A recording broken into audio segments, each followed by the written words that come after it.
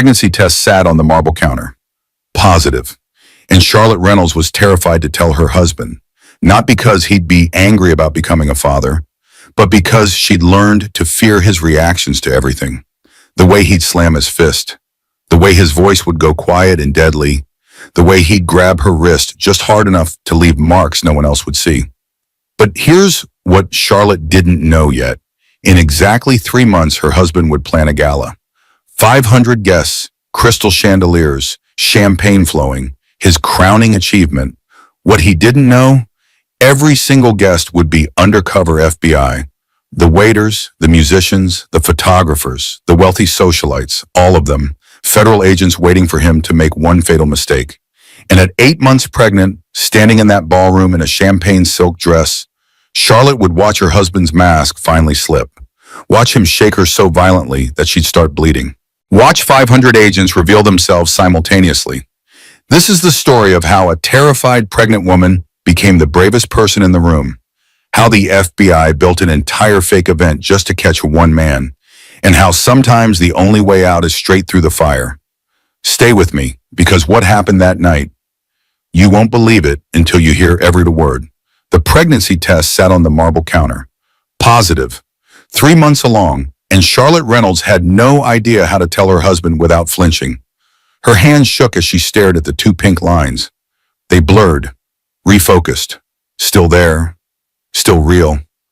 The bathroom felt too small suddenly. The white marble walls pressed in. She could hear her own breathing, fast, shallow, panicked. She'd been hiding it for 2 weeks now. Morning sickness blamed on food poisoning, exhaustion blamed on poor sleep. The growing tenderness in her breast blamed on her monthly cycle that never came. Grant hadn't noticed. Grant never noticed anything about her body unless it disappointed him. The sound of footsteps in the hallway made her heart slam against her ribs. Heavy, purposeful, getting closer. She grabbed the test, looked around wildly. Where could she hide it? The trash? No. He checked the trash. She'd learned that lesson 6 months ago when he had found a receipt for coffee she'd bought herself. Accused her of wasting his money on overpriced lattes. The tampon box. That was safe. He'd never looked there.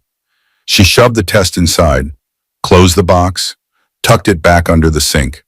Her reflection in the mirror looked pale, scared. She pinched her cheeks, forced color into them, smiled. The smile looked wrong, brittle. "Lottie," Grant's voice came through the door, sharp. "We need to talk, now."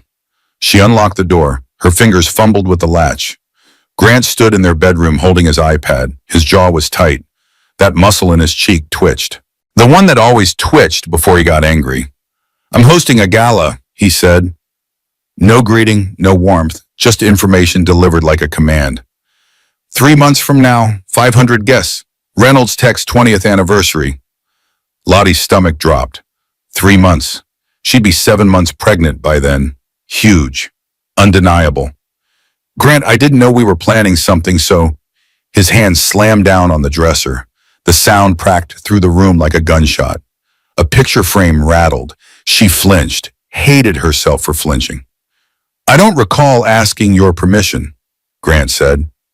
His voice was quiet now. Dangerous quiet. The kind of quiet that preceded storms. "This is my company, my anniversary, my gala. You'll be there. You'll smile. You'll look presentable. Is that understood?" Lottie did what she always did when he got like this. She counted 1, 2, 3, 4, 5. Breathed in through her nose, out through her mouth, forced her shoulders down. Made her face soft, agreeable. "Of course, whatever you need." Grant's expression smoothed. The anger vanished like it had never existed. He smiled, set down the iPad, walked over and kissed her forehead. Cold, perfunctory. "Good girl, I knew you'd understand. Now get dressed. We have the charity luncheon at noon." He left the bedroom. She heard him whistling as he walked down the hall.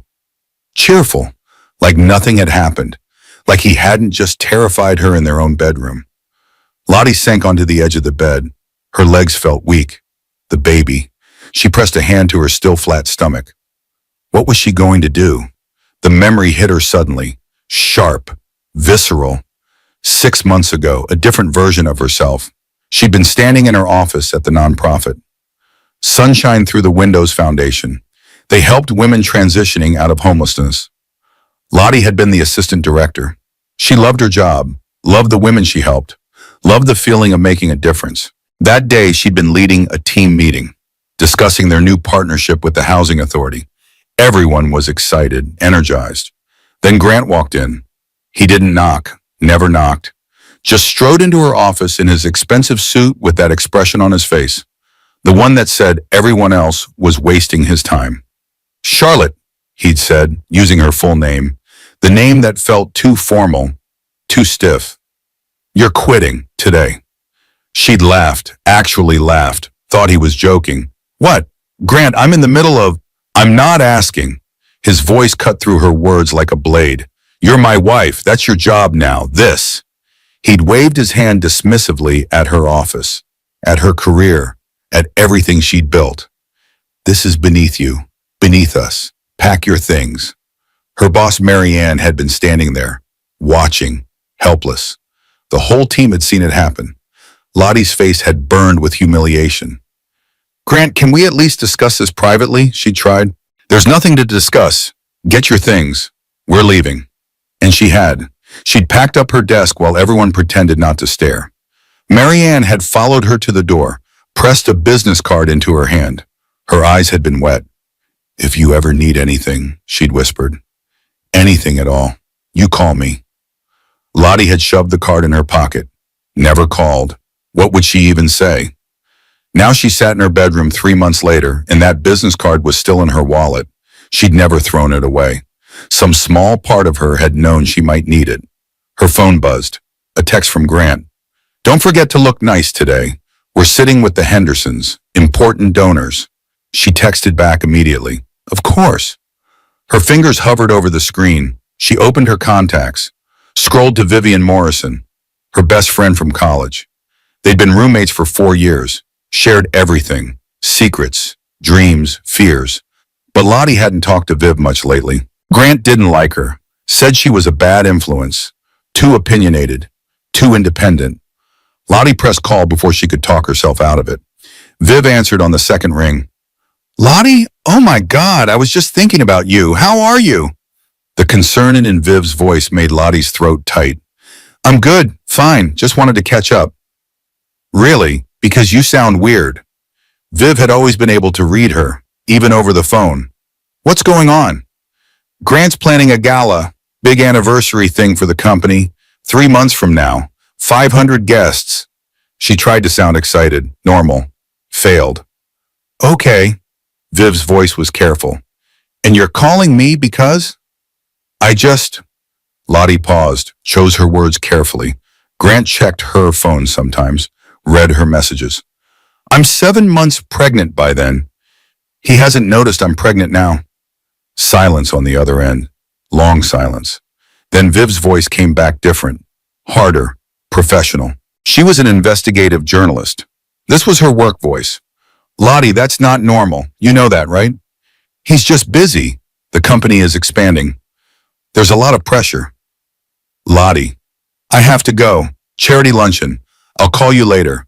She hung up before Viv could push further. Her hands were shaking again. She pressed them flat against her thighs, counted her breathing. 1, 2, 3, 4, 5. The closet beckoned, the walk-in closet that was bigger than her first apartment. She went inside, shut the door, sat on the floor among Grant's perfectly organized suits and her carefully curated dresses. Everything color coordinated, everything expensive, everything chosen by him. This was the only place in the whole penthouse that felt small enough to breathe in. The only space where the walls didn't echo, where she could pretend she was somewhere else, someone else. Her phone buzzed again. Another text from Grant. Dress fitting tomorrow morning, 9 sharp. Don't be late. Of course, the dress fitting, for a gala 3 months away when she'd be visibly pregnant and he still hadn't noticed. Lottie pulled her knees to her chest, pressed her forehead against them. The baby fluttered, barely perceptible, just a whisper of movement. But it was there, real, growing. I don't know what to do, she whispered to the baby, to herself, to no one. The closet door opened. Grant stood there looking down at her. His expression was unreadable. "What are you doing on the floor?" "Just looking for something," she said quickly, stood up, brushed off her pants. "Found it." He looked at her for a long moment, something calculating in his eyes. Then he smiled.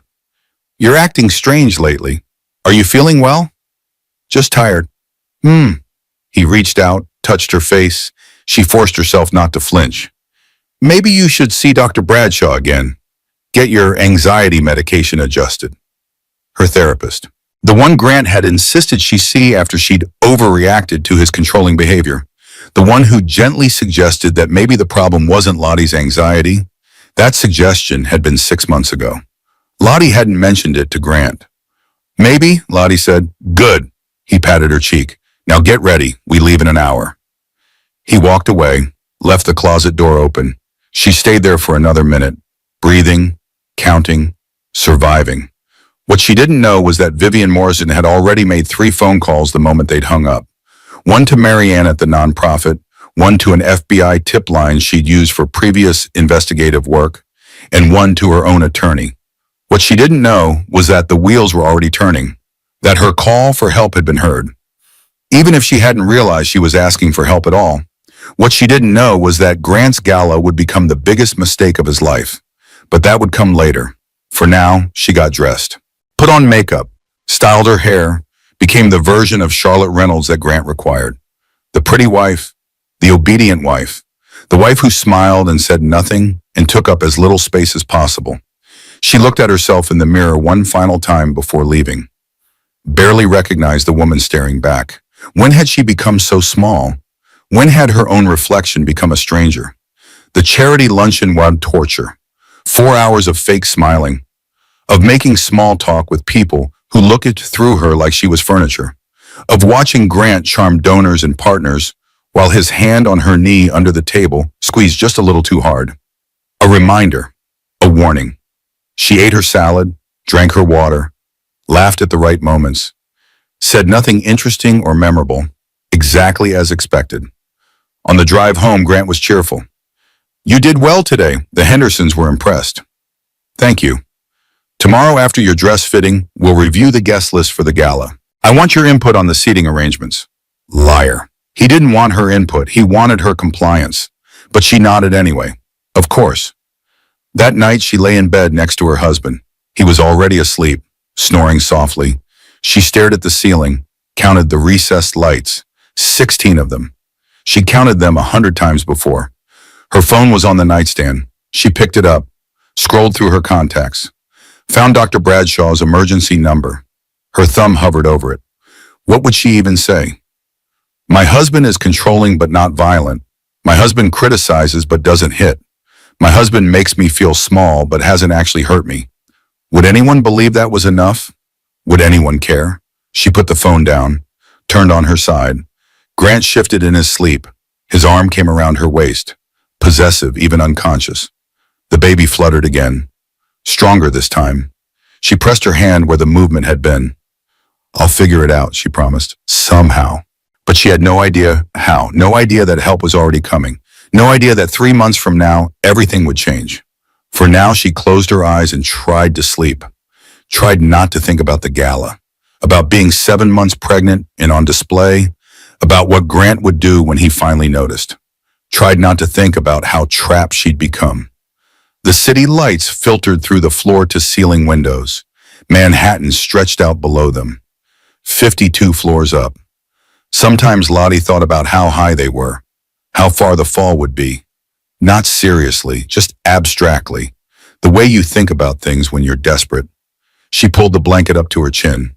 Grant's arm tightened around her waist. She stopped moving, barely breathed, waited until she felt him relax again into deep sleep. Only then did she allow herself one small freedom. She cried, silently, tears sliding sideways into her hair, her pillow. The expensive Egyptian cotton sheets that Grant had chosen.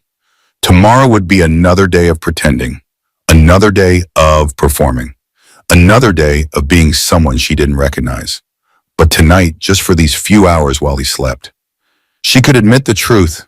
She was terrified. She was alone. and she had no idea how to save herself. The boutique smelled like lavender and new fabric. Expensive. Exclusive. The kind of place where you needed an appointment just to walk through the door. Grant had made the appointment, chosen the designer, selected the style and color before Lottie even knew they were going. She stood on the fitting platform in her undergarments while the seamstress circled her like a predator evaluating prey. The woman's name was Margot, French accent, perfectly manicured hands that held pins like weapons. Grant sat in a leather chair near the mirrors, his legs crossed, his expression unreadable. Watching. "Arms up, please," Margot said. Lottie raised her arms.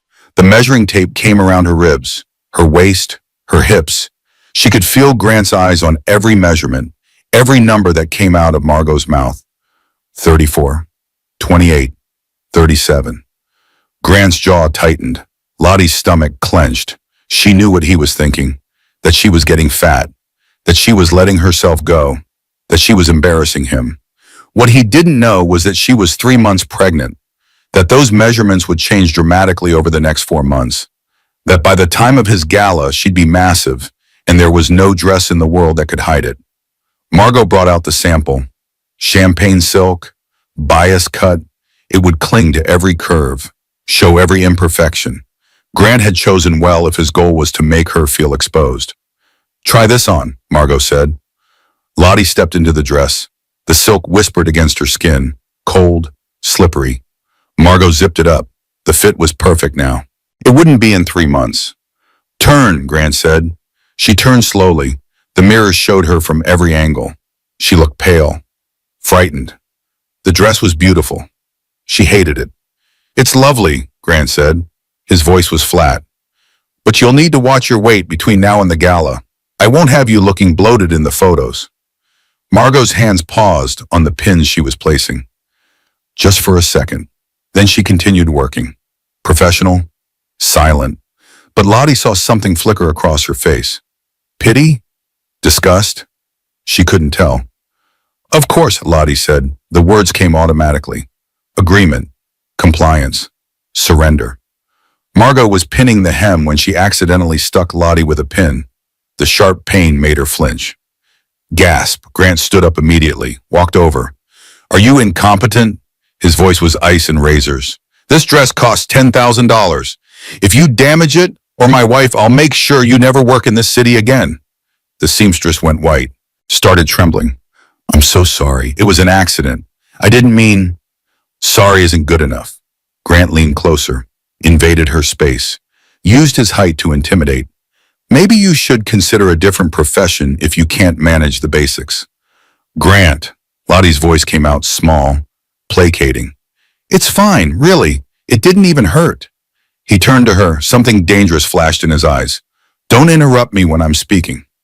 She closed her mouth, looked down, counted the buttons on her dress in the mirror. 5 of them, covered in silk. Probably cost $100 each. Margot finished the pinning with shaking hands. "The dress will be ready in 2 months, she said quietly, with room for minor alterations closer to the date. Grant paid $20,000 for a dress Lottie would wear once. Maybe, if she could figure out how to hide a 7-month pregnancy, which was impossible. In the car ride home, Grant drove in silence. Lottie stared out the window, watched the city blur past, people walking dogs, couples holding hands, normal lives she used to take for granted. "You're getting fat," Grant said suddenly. Her hand moved instinctively to her stomach, covered it, protected it. "I'm not. I've been careful about..." "Don't lie to me." His voice was calm, too calm. "I can see it. Your face is fuller. Your body is changing. You're letting yourself go." "I'm pregnant, Grant."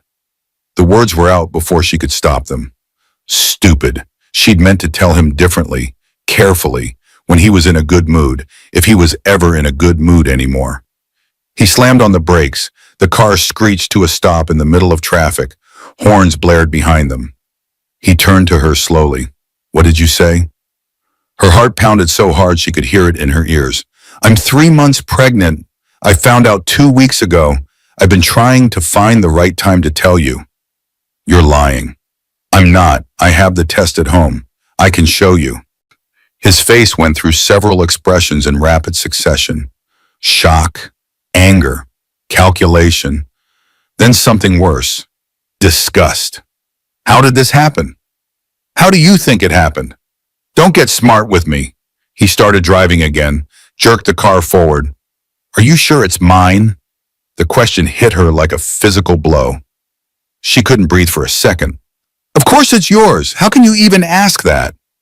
Because you've been acting strange, secretive, meeting with your friend Vivian. What else have you been hiding? Nothing, I swear. I didn't know how to tell you. Because you knew I'd be angry.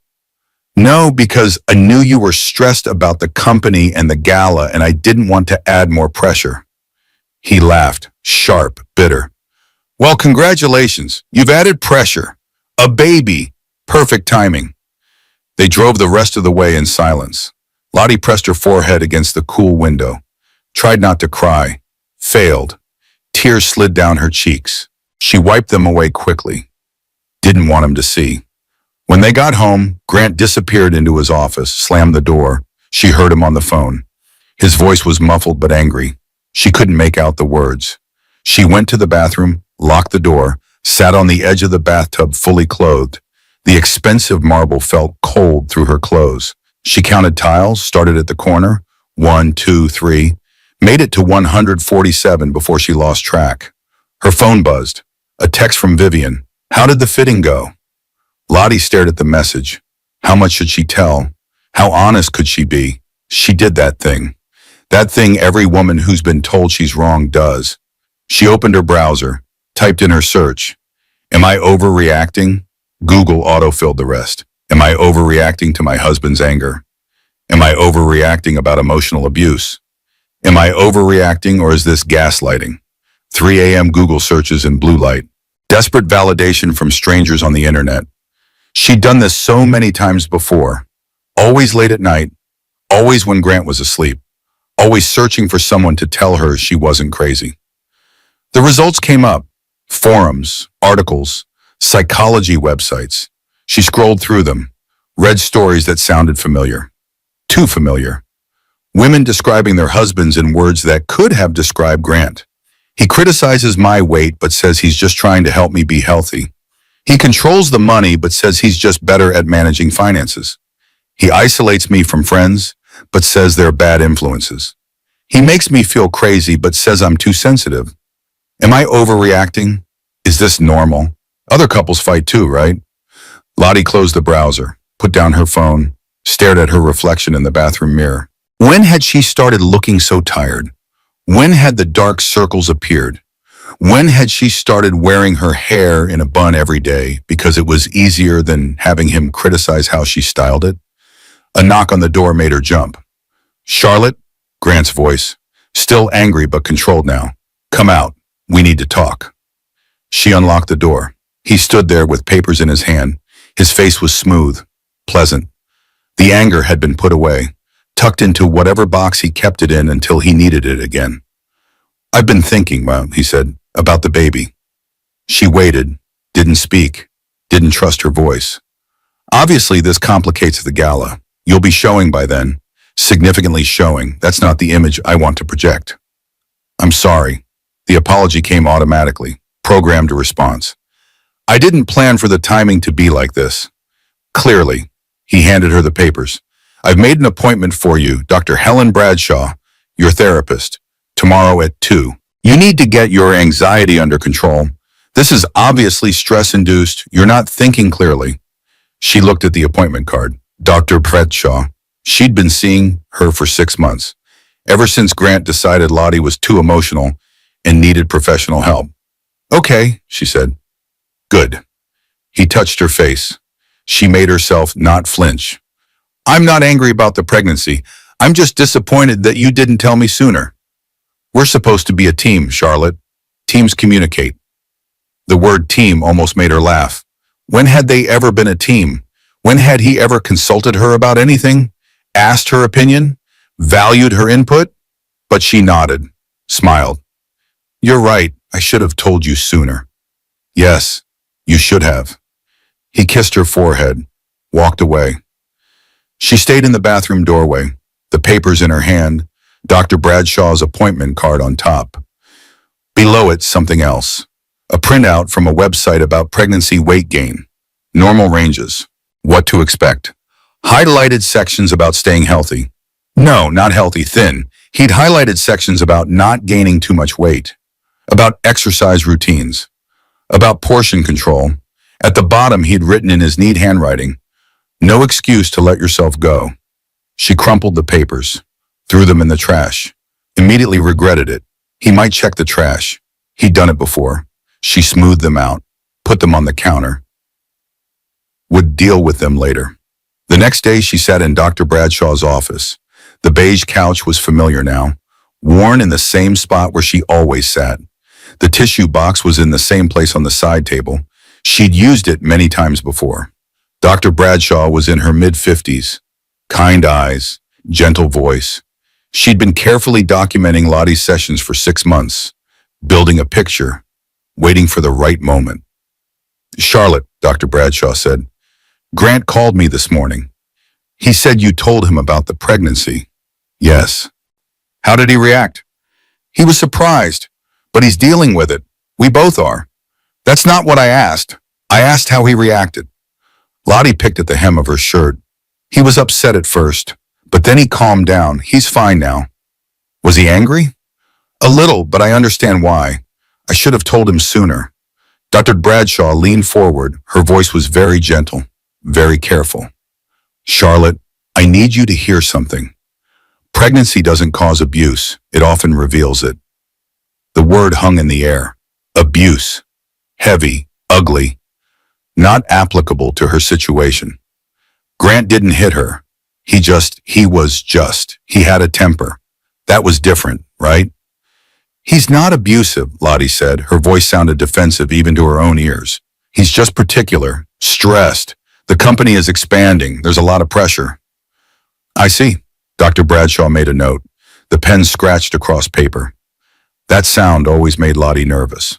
What was she writing? What did it mean? "I'd like you to think about something between now and our next session," Dr. Bradshaw said. "Imagine your daughter is grown. Imagine she's married. And imagine she describes her marriage to you the same way you describe yours. What would you tell her?" The question hit Lottie like cold water. She couldn't answer, couldn't even think about it without her throat closing up. "Just think about it," Dr. Bradshaw said softly. "That's all I'm asking." The session ended. Lottie drove home on autopilot. The question echoed in her head. What would she tell her daughter? She'd tell her to leave. She'd tell her she deserved better. She'd tell her that this wasn't love, that this wasn't normal, that she was worth more than this. But she couldn't take her own advice. Why? Because it was different when it was you. Because from the inside it looked complicated, nuanced, not black and white. Because leaving felt impossible. That night, Grant was charming at dinner. He cooked, made her favorite pasta, poured her sparkling water in a wine glass so she didn't feel left out, talked about baby names and nursery colors. "I was thinking we could do the nursery in gray and white," he said. "Gender neutral. Classic." "That sounds nice. And we should start interviewing nannies soon. I want someone with excellent references. Someone who understands the importance of routine and discipline." Of course, a nanny. Because even their baby would be something to control. Something to manage according to Grant's specifications. But she smiled, agreed, played her part. After dinner, he went to his office to work. She cleaned up, loaded the dishwasher, wiped down the counters, found herself doing it slowly, methodically, delaying the moment when she'd have nothing to do but think. Her phone rang. "Vivian," she answered quietly. "Hey, you never texted me back. How are you? How did the fitting go?" "It was fine." "Lottie, come on, talk to me. What's really going on?" And there it was, the concern in Viv's voice, the genuine care. It made something crack inside Lottie's chest, made her eyes burn. "I told him," she whispered, "about the pregnancy. And he called me fat, if it was his, then made me an appointment with my therapist to manage my anxiety." Silence. Then Viv's voice came back different, harder, dangerous. "Lottie, that's not okay. You know that's not okay, right? He's just stressed. Stop. Stop making excuses for him. Listen to yourself. You're pregnant with his child and he's calling you fat and questioning paternity. That's not stress. That's cruelty. Viv, I'm coming over. No, you can't. Grant doesn't like when I have visitors without telling him first. Grant doesn't want. Grant. What about what you like, what you want? Lottie didn't have an answer for that. Couldn't remember the last time anyone had asked her what she wanted. I have to go, she said. I'll call you later. She hung up before Viv could argue. Immediately felt guilty. Viv was just trying to help, but she didn't understand. Nobody understood unless they lived it. Grant emerged from his office around 11. She was already in bed pretending to read. He got ready for bed, brushed his teeth, changed into pajamas, climbed in beside her. I've been thinking, he said, about the gala. Her stomach tightened. Okay. We'll need to manage the optics carefully. You'll be 7 months pregnant by then. Very visibly pregnant. But if we do it right, it could actually work in our favor. The family man image. Successful CEO with a baby on the way. Right. So we'll need you to look perfect, glowing, happy. None of this tired, anxious energy you've been giving off lately. Understood? Understood. He kissed her, rolled over, was asleep within minutes. She lay awake for hours, staring at the ceiling, counting recessed lights. 16 of them. Always 16. What she didn't know was that Dr. Bradshaw had already submitted a report to the hospital's risk assessment team, flagging Lottie as high risk for domestic violence. Pregnant victim, escalating control, classic pattern. What she didn't know was that the report had been forwarded to someone else, someone who'd been waiting for exactly this kind of case. What she didn't know was that her question about what she'd tell her daughter had haunted Dr. Bradshaw too, enough to break confidentiality, enough to make that call. But Lottie didn't know any of that yet. She just lay in the dark next to her husband, protected her growing belly with one hand, and wondered how long she could keep pretending. The answer was 3 months, but she didn't know that yet either. Lottie woke at 2 in the morning because Grant's side of the bed was cold. She reached across the empty sheets. Nothing. She listened. Silence. Then voices, muffled, coming from down the hall. She got up slowly. Her feet touched the cold hardwood floor. The penthouse was dark except for a sliver of light under Grant's office door. She walked toward it, each step careful, quiet. She'd learned to move silently through her own home. The door was cracked open. Just an inch. Enough to see him sitting at his desk with his back to her, phone pressed to his ear. His voice was low, dangerous. The voice he used when he was truly angry, when the mask came completely off. I don't care what it was, he said. Handle it. Pause. Someone speaking on the other end. The gala is critical. Nothing can go wrong, especially not her. He spat the word like poison. Her. Lottie froze in the hallway. Her heart stopped. Started again too fast. If she makes a scene, if she embarrasses me in front of the board, you know what to do. Another pause. Yes, exactly. Make it look natural. Pregnancy complications. These things happen. The world tilted. Lottie's hand flew to her mouth, pressed hard to stop the sound that wanted to escape. He couldn't mean. He wouldn't. But his voice was so cold, so certain. I'll transfer the money tomorrow. Half now. Half when it's done. Pause. No, she suspects nothing. She's too stupid to see what's right in front of her face. Click. He set down the phone, started to turn in his chair. Lottie ran, silent as a ghost, back down the hallway. Into the bedroom, under the covers. She pressed her eyes shut, tried to breathe normally, couldn't. Her chest felt tight, constricted, like someone was sitting on it. The door opened. Grant came in. She felt him watching her. She didn't move, didn't breathe. Played dead like prey, hoping the predator would pass by. He got into bed. His arm came around her waist. His hand settled on her stomach. Over the baby. His touch felt like a threat. Baby, he said softly. What are you doing up? She swallowed. Opened her eyes, but bathroom. I was just coming back. His hand pressed slightly harder on her stomach. Not enough to hurt, just enough to remind her who had the power. Come back to bed. You need your rest. She nodded, turned away from him, curled on her side with her hands protecting her belly. He fell asleep quickly, his breathing evening out, his grip loosening. She didn't sleep. Couldn't. Her mind was racing. You know what to do. Make it look natural. Pregnancy complications. He was planning something terrible. For the gala. For her. Maybe for the baby. She had to tell someone. But who? Her parents were in Florida. She hadn't talked to them in months. Grant said they were overbearing, interfering. She believed him, or at least stopped arguing.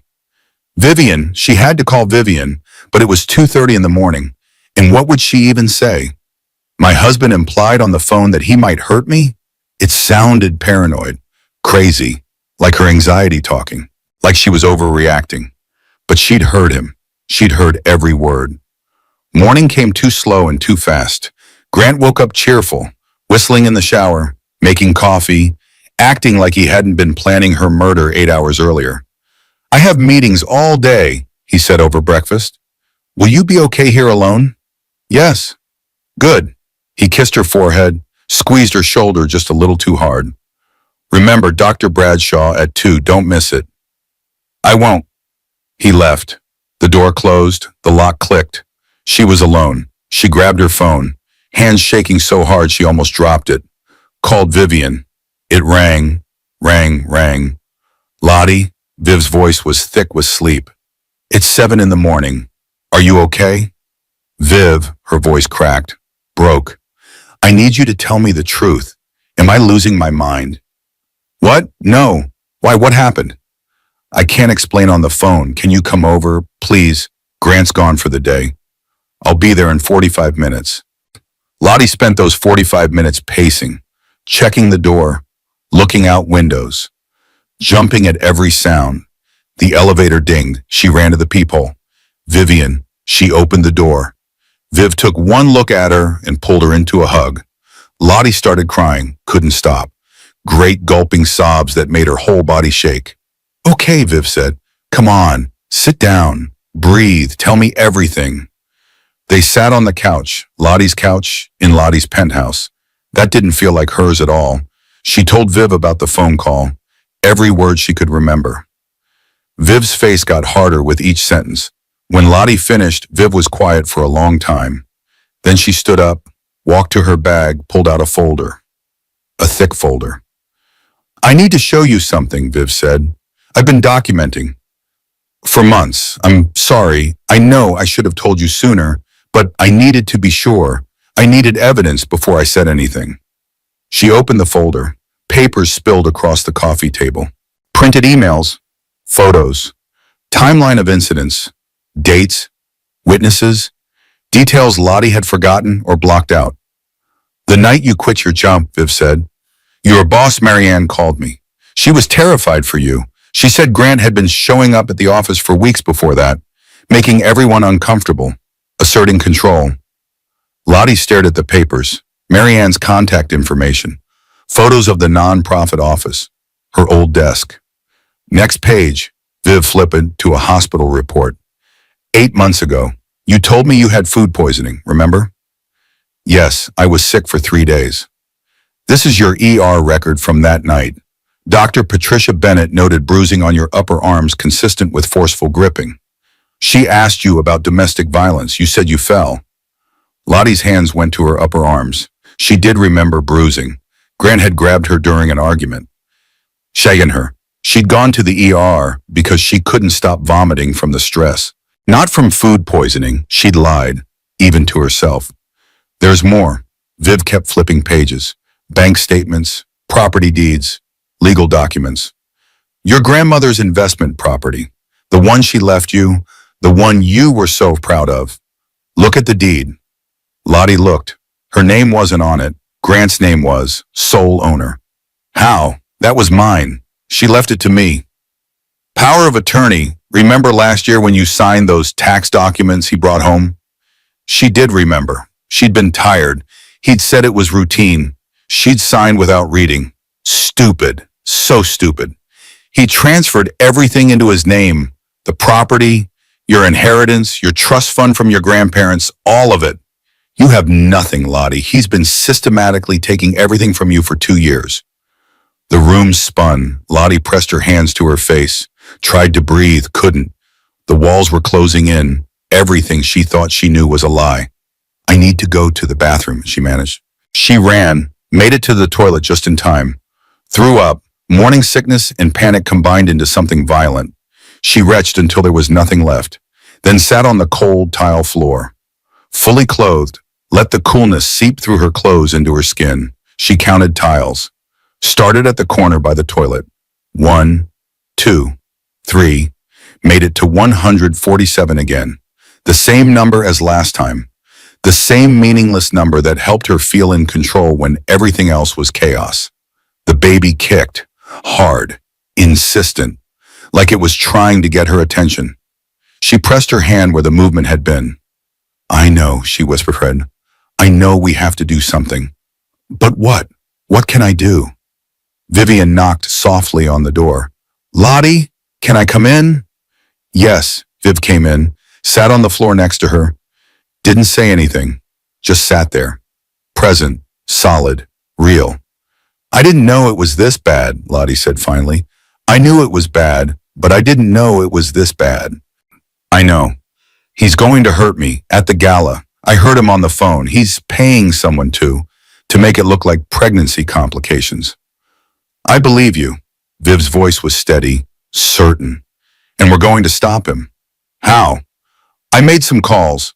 After you called me the other day, I contacted someone I've worked with before, an FBI agent who specializes in domestic violence cases. Her name is Rebecca Torres. She's expecting to hear from us. The FBI? Lottie's voice came out high, panicked. Viv, I can't. Grant will find out. He'll what? Hurt you? He's already planning to do that. Lottie, this is serious. This is beyond anything you can handle alone. You need help. Professional help. Legal help. But I don't have any proof. Just a phone call I overheard. That's not enough. It's a start. Viv pulled out her own phone. I recorded some of what you told me. With your permission, I want to send it to Agent Torres. She can tell us what to do next. Uy, I don't know.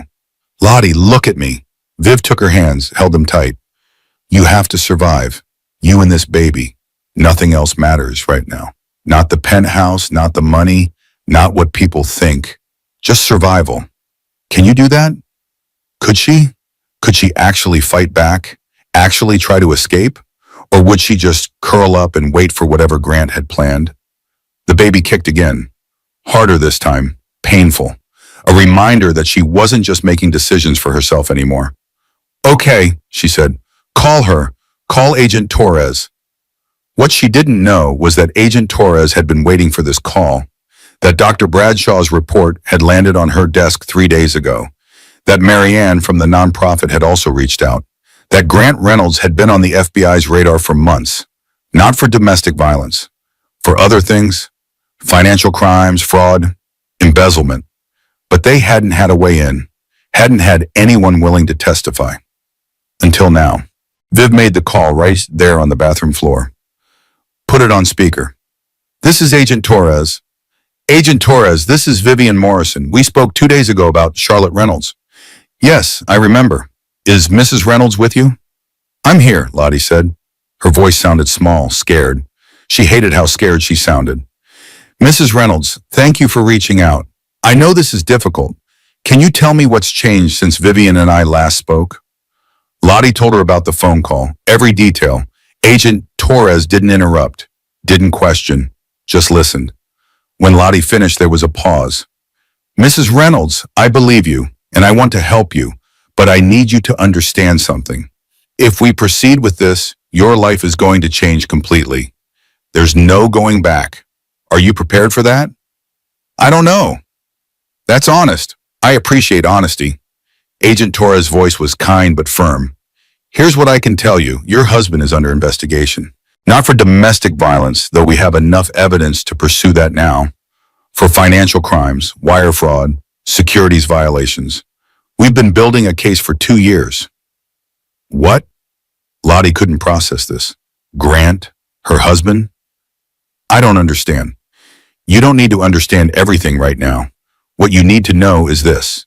We can protect you. We can stow what he's planning. But we need your cooperation. And we need to move quickly. His gala is in 3 months. Yes, June 15th. Perfect. That gives us time. Mrs. Reynolds, how do you feel about helping us catch your husband in the act? The question hung in the air. How did she feel? Terrified, relieved, angry, devastated, all of it at once. I want him to pay for what he's done, she said finally. Not just to me, to everyone he's hurt. Good, that's what I needed to hear. Can you meet me tomorrow? Somewhere your husband doesn't know about? The Botanical Gardens, East Entrance. I go there sometimes. He doesn't monitor that. Doesn't monitor that? Agent Torres' voice sharpened. He monitors other places? He checks my phone sometimes, looks at my location, asks where I've been. I see. Okay, Botanical Gardens, East Entrance, tomorrow at 10 in the morning. Come alone. Don't tell anyone where you're going. Not even Vivian. If your husband asks, you're shopping for maternity clothes. Understood? Understood. Mrs. Reynolds, you're doing the right thing. It takes tremendous courage to make this call. Don't forget that. They hung up. Lottie looked at Vivian. I think I just agreed to help the FBI take down my husband. Yes, you did. Viv smiled, sad, proud. I'm so proud of you. I'm terrified. That's normal. Being terrified means you're smart enough to understand how serious this is. They sat on the bathroom floor for a while longer. Then Lottie got up, washed her face, looked at herself in the mirror. She looked different somehow. Not better, just more awake, like someone who'd been sleepwalking and finally opened her eyes. Vivian helped her go through the folder. All the evidence, all the documentation, photos of bruises Lottie didn't remember posing for, medical records, financial documents, a timeline that showed clear escalation over 2 years. When did you start collecting all this? Lottie asked. About a year ago. Remember that party at your place? When Grant screamed at you for burning the appetizers? Lottie remembered. She'd been so humiliated. All their friends watching. She'd locked herself in the bedroom and cried. Viv had come to check on her, stayed with her for an hour. I knew then, Viv said. I knew something was really wrong. So I started paying attention. Taking notes, keeping records, just in case. Thank you. The words felt inadequate, but Lottie meant them with everything she had. Thank you for not giving up on me. Never. I'll never give up on you. At 1:30, Lottie made Viv leave. She had the appointment with Dr. Bradshaw at 2. Couldn't be late. Grant would know if she was late. She drove to the therapist's office on autopilot. Her mind was spinning. FBI, investigation, evidence, Gala, trap, danger, safety, freedom, prison. All of it swirling together until she couldn't think straight. Dr. Bradshaw's waiting room was empty. Quiet. The receptionist smiled at her. Go right in. She's expecting you. Lottie sat on the familiar beige couch. Dr. Bradshaw came in with her notepad, closed the door, sat down across from her. Charlotte, how are you?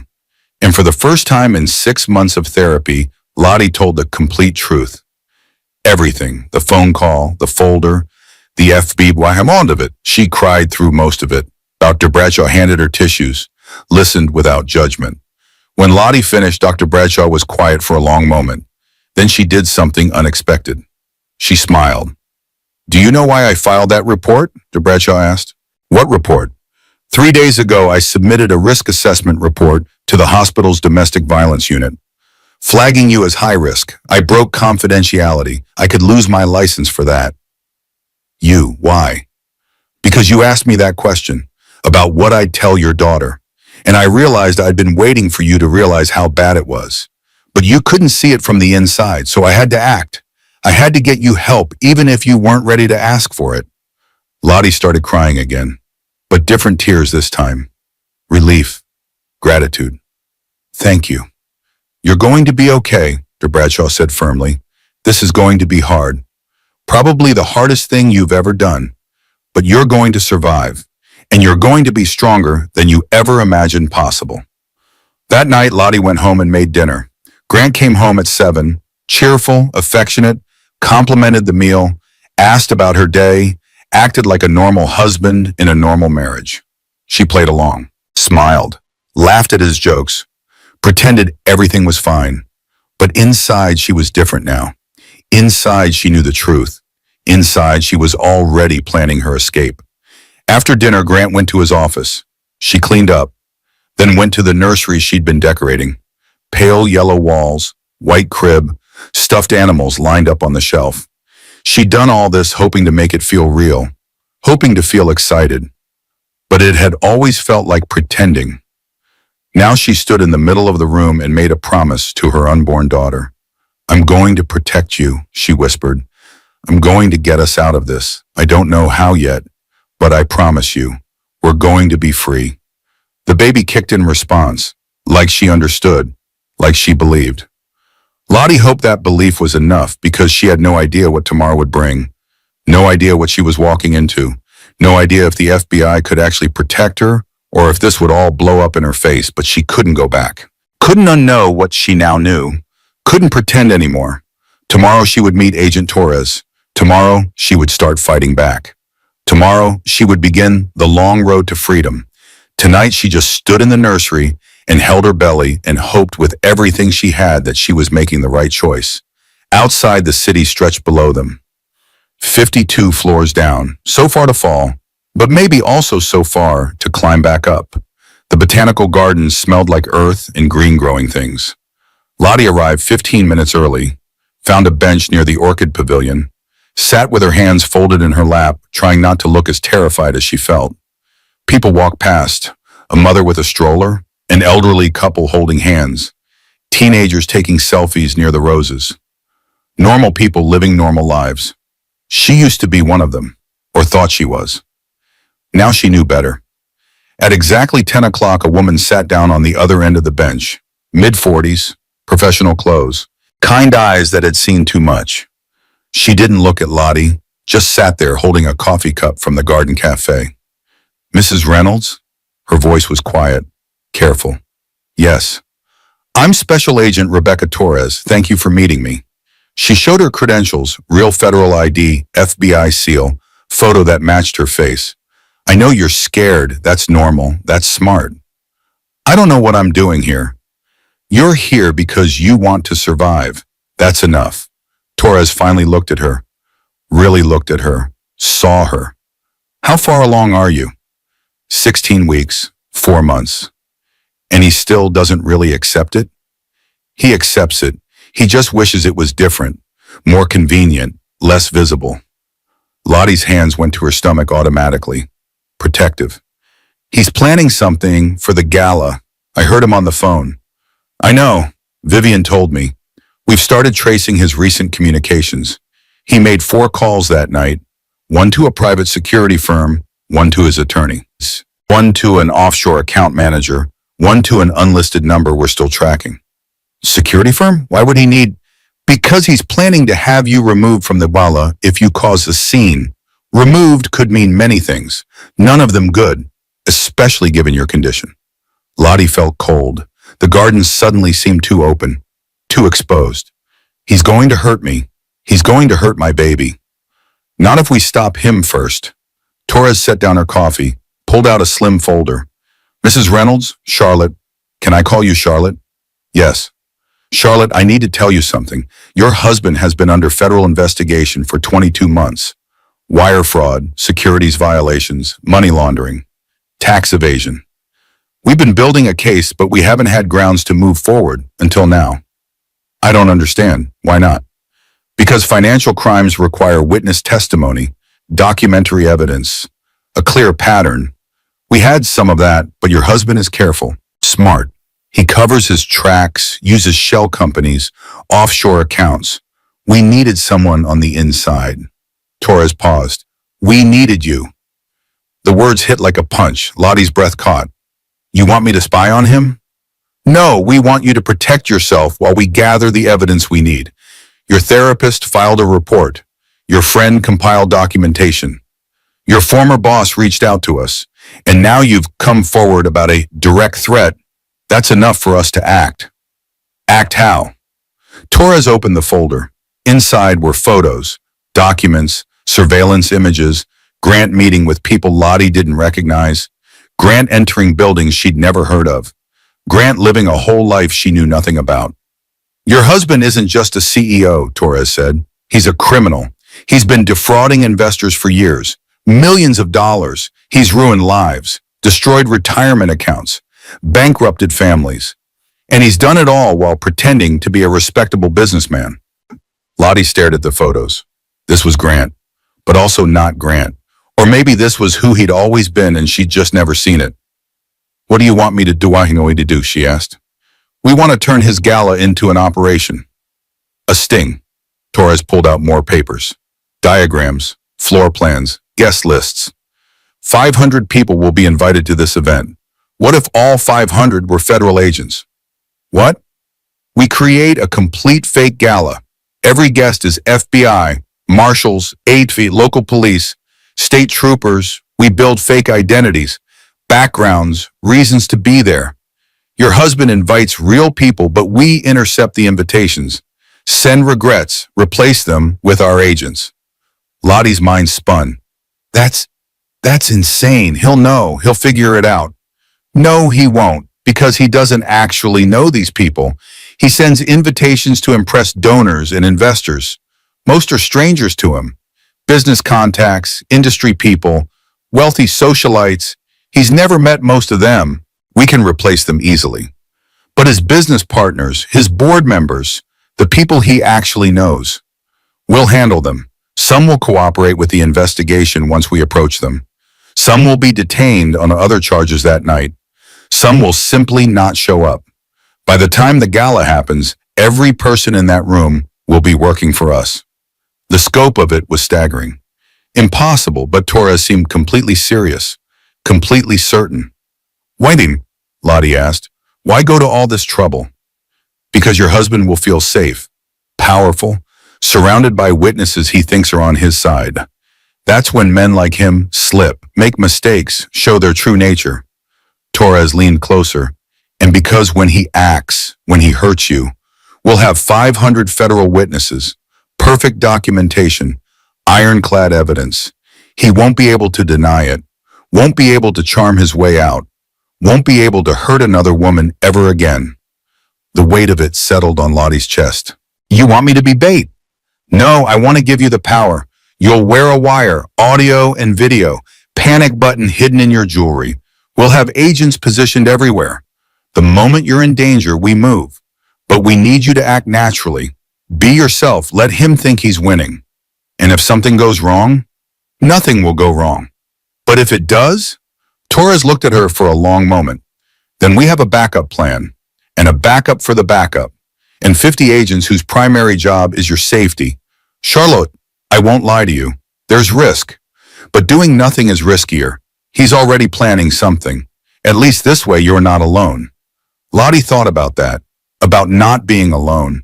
She'd been alone for so long, even surrounded by people, especially surrounded by people, because none of them really saw her, really knew what was happening. There's something else, Torres said. Your husband's assistant, Jenna Palmer. She came to us 3 weeks ago. Jenna, why? Because she's been watching him treat you like this for 2 years, and because she has recordings, emails, documentation of his abuse, not just of you, of female employees, business partners who wouldn't cooperate, investors who questioned him. He's been systematically destroying anyone who gets in his way. Torres pulled out a thumb drive. This is everything Jenna gave us. I'm giving you a copy, not because you need to see it, but because you need to know. You're not the only victim. You're not crazy. You're not overreacting. He's dangerous. To you, to others, and you have a chance to stop him. Lottie took the thumb drive. It felt heavy, heavier than it should. I need time to think. You have until Friday, 3 days. After that, we need to start building the operation. The gala is in 78 days. That's barely enough time to set up an operation this complex. What do I do until then? Go home, act normal. Don't tell your husband about this meeting. Don't change your behavior. Don't give him any reason to suspect. Torres stood, pulled out a card. This has my direct number. Memorize it. Don't save it in your phone. If you need me, if anything happens, you call, day or night. Understood? Understood. Torres walked away, disappeared into the gardens. Lottie sat on the bench for a long time after, watching people pass, living their normal lives, wishing she could trade places with any of them. Her phone buzzed. Text from Grant. Where are you? Her heart jumped. She typed back quickly. Maternity shopping, found some cute things, home soon. Good. Dinner at 7 with the Hendersons. Wear something nice. Of course, more performing, more pretending, more playing the perfect wife for an audience that would judge her no matter what she did. She stood up, started walking toward the exit, stopped, turned around. There was a small garden shop near the Orchid Pavilion. She went inside, looked around, found what she wanted. A small jade plant, hardy, difficult to kill, symbolic of good luck and prosperity. She bought it, carried it to her car, set it carefully in the passenger seat. When had she last bought something just because she wanted it? When had she last made a choice without considering Grant's opinion first? She couldn't remember. The plant sat in the passenger seat all the way home. Small, green, alive. A tiny act of rebellion, of self-determination, of hope. At home, she put it in the kitchen window. Grant came home while she was watering it. What's that? He asked. A plant. I bought it today. He looked at it, looked at her. We don't need plants. I wanted it. Something flickered across his face. Surprise? Annoyance? It was gone too quickly to tell. Fine, but don't let it die. I won't have dead plants in my home. Our home, she said quietly. What? Nothing. I'll take care of it. He left the kitchen.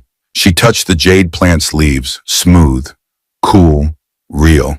I'm going to take care of both of us, she whispered. Dinner with the Hendersons was torture as always. 4 hours of fake smiling while Grant's hand on her knee squeezed warnings. While Mrs. Henderson made pointed comments about Lottie's weight gain. While Mr. Henderson told inappropriate jokes and Grant laughed too loud. But now Lottie saw it differently, saw how Grant controlled every interaction, steered every conversation, made sure she never spoke unless spoken to, never expressed an opinion, never existed except as an extension of him. How had she not seen it before? Or had she seen it and just convinced herself it was normal? That night in bed, Grant was affectionate, wanted sex. She went through the motions. Let him touch her. Move on top of her. Finish. He rolled off satisfied, was asleep within minutes.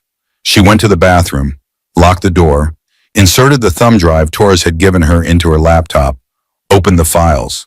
What she saw made her physically sick. She had to stop 3 times to throw up, had to sit on the cold tile floor breathing through her nose until the nausea passed. Emails from Grant to investors, lying about returns, falsifying documents, stealing money and blaming market fluctuations. Recordings from Jenna. Phone calls where Grant verbally destroyed female employees, threatened them, made sexual comments, created hostile work environments, drove women to quit, then badmouthed them to prevent them getting hired elsewhere. Video from security cameras. Grant grabbing Lottie's arm hard enough to bruise, shoving her against a wall at a company party when he thought no one was watching, backing her into corners, using his size to intimidate. She watched herself become smaller, quieter, more subdued. Over the course of 2 years, watched herself disappear right in front of her own eyes. When did I lose myself, she thought. When did I become this woman who flinches and apologizes and takes up no space? She closed the laptop, deleted the browsing history, put the thumb drive in her tampon box with the pregnancy test, the safest place in the apartment. Then she did that thing women do when they think they've been stupid for not seeing what was right in front of them. She sat on the bathroom floor and apologized to herself. I'm sorry, she whispered. I'm sorry I let this happen. I'm sorry I didn't protect you. I'm sorry I didn't see it sooner. But Agent Torres' words came back to her, clear, firm. You're not stupid. You're a survivor. There's a difference, bro. Survivor. The word felt strange, unfamiliar, but also maybe true.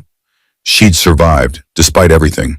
Despite 2 years of systematic destruction, she was still here, still functioning, still capable of recognizing the truth when it was finally laid out in front of her. That had to count for something. She went back to bed. Grant was snoring, sprawled across his side, taking up more than half the mattress. She curled into her small corner, protected her belly with both hands. 3 days, she whispered to the baby. I have 3 days to decide. Tell me what to do. Give me a sign. The baby kicked, hard, right against her hand, like she was saying yes, like she was saying fight, like she was saying, we've got this, Mom. Lottie smiled in the dark. First real smile in months. Okay then. We fight. She didn't sleep much that night. Just lay there planning, thinking, imagining a future where she wasn't constantly afraid, where she could breathe without permission, where she could be herself. It seemed impossible. But then again, the FBI creating a fake gala seemed impossible too. And they were apparently going to do it. Why couldn't she do the impossible too? Thursday passed in a blur. Friday came, the 3-day deadline Agent Torres had given her. She made her decision over breakfast while Grant read the newspaper and ignored her. She called Torres from her car in the parking garage of a grocery store she wasn't actually shopping at. Agent Torres, it's Charlotte Reynolds. Charlotte, have you made a decision? Yes. She took a deep breath, let it out slowly. Yes, I'll do it. I'll help you. Whatever you need. Good, that's good. Can you meet me this afternoon? Same place? No, Grant's home early today, but tomorrow, Sunday, I can get away for a few hours. Tell him I'm going to yoga. Perfect. Botanical Gardens, noon. We'll go over everything. Charlotte? Yes? You're doing the right thing. You're saving yourself, you're saving your baby, and you're saving every other woman he might have hurt next. Don't forget that. Lottie hung up, sat in her car in the parking garage, a new jade plant on the passenger seat. She'd bought another one. Bigger this time, more leaves, more life. She'd survived this long. She could survive a little longer, just until the gala, just until Grant's world came crashing down, just until she was free. 75 days, she told the plant, told herself, told her daughter. We can do this for 75 days. The plant sat there silently, green, alive, proof that growth was possible even in difficult conditions. Lottie started the car, drove home, made dinner, played her part, but inside she was different now. Inside she had a plan. Inside she was already halfway free. And Grant had no idea at all. The safe house was in Queens, a small apartment in a building that looked like every other building on the block. Torres met her at the door, brought her inside. 3 other agents were there, 2 men, 1 woman, all in plain clothes, all watching her with expressions she couldn't quite read. Charlotte, this is Agent Marcus Wells, Agent Sarah Winters, and Detective Owen Marshall. They're part of the task force. Lottie nodded to each of them. Felt suddenly shy, exposed. These people knew everything about her, had read files, seen recordings, watched her at her most vulnerable. Have a seat, Torres said. We have a lot to cover. They sat around a folding table covered in papers, floor plans, guest lists, operational timelines, photos of Grant with dates and locations noted. First things first, Torres said. Are you having any second thoughts? Every single thought is a second thought, Lottie admitted. But I'm here. I'm committed. Good, because once we start this, there's no backing out. Your husband can't suspect anything. Your behavior has to be completely normal. Can you do that? Lottie thought about the last 8 weeks, pretending to be happy, hiding pregnancy symptoms, lying about where she'd been and who she'd talked to. Yes, I've been doing it for months. All right, let's talk logistics. The gala is in 72 days.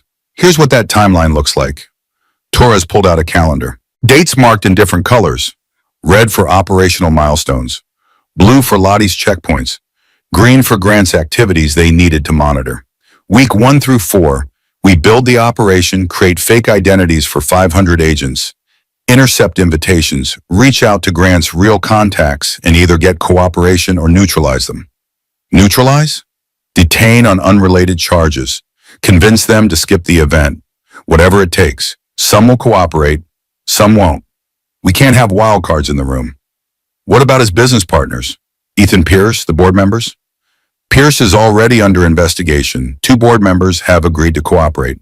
3 we're still working on. They'll be handled. Agent Wells spoke up.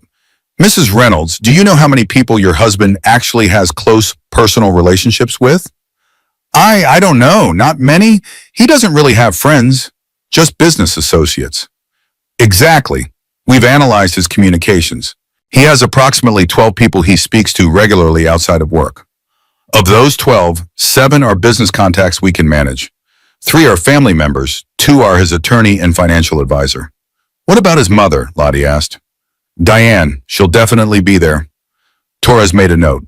We'll need to brief her separately, see if she'll cooperate or if we need to exclude her from the operation. She won't believe you. She thinks Grant is perfect. She's always protected him. Mothers often do. We'll cross that bridge when we come to it. Agent Winters pulled out a small black box, opened it. Inside was a necklace. Delicate, expensive looking. Pearls with a diamond pendant. This is what you'll wear the night of the Gala, she explained. The pendant contains a camera. Audio and video. The clasp has a panic button. Press it 3 times fast and every agent in the room moves. Lottie took the necklace, held it carefully. It looks so normal, so innocent. What if Grant sees it, examines it? He won't. It's been designed to look exactly like the kind of jewelry he'd approve of. Elegant, classic, expensive but not flashy. Your friend Vivian actually helped us choose the style based on what you usually wear. Viv knows about all this? She's been briefed. She's also agreed to help. She'll be at the gala, not as an agent, as your friend, your support system. Someone real in a room full of fakes. The thought of Viv being there made Lottie feel marginally less terrified. Okay, what else? For the next 3 hours, they walked through every detail, where Lottie would stand, what she would say, how to signal if she needed help, escape routes if something went wrong, medical team on standby, ambulance positioned nearby. We're preparing for every contingency, Torres said, including the worst-case scenario. If he moves faster than we anticipate, if he tries to hurt you before we can intervene. We have protocols. What's the worst-case scenario? Lottie asked. Silence. Torres and Wells exchanged looks. The worst case, Torres said finally, is that he does exactly what he threatened on that phone call. Causes pregnancy complications. Makes it look like an accident. That's what we're stopping. But we need you to understand there's inherent risk. I understand. Do you? Because I need to be very clear. We believe we can protect you, but your husband is dangerous, unpredictable when cornered, violent when his control is threatened. You've seen that yourself. Lottie had. She'd seen his rage, felt his hands on her, heard the threats in his voice. Yes, she understood. What happens to me after? She asked. After the gala, after he's arrested, what's my life like? You'll be protected. We'll have agents assigned to you until trial. You'll testify. That's non-negotiable. But afterward, you're free. New life, new start, whatever you want. Whatever she wanted. The phrase felt foreign. What did she want? She'd spent so long not wanting anything. Not allowing herself to want, keeping her desires small, manageable, acceptable. I want my grandmother's property back, she said. The one he stole from me? I want that. You'll get it. We have forensic accountants already working on untangling his finances. Everything he took from you will be returned. And I want to work again, at the nonprofit, or somewhere similar, helping people. Torres smiled. I think that can be arranged. They worked until 5 in the afternoon. Lottie's head was spinning with information, protocols, contingency plans, names and faces she needed to remember. This is a lot, she said. It is, but you don't have to remember everything today.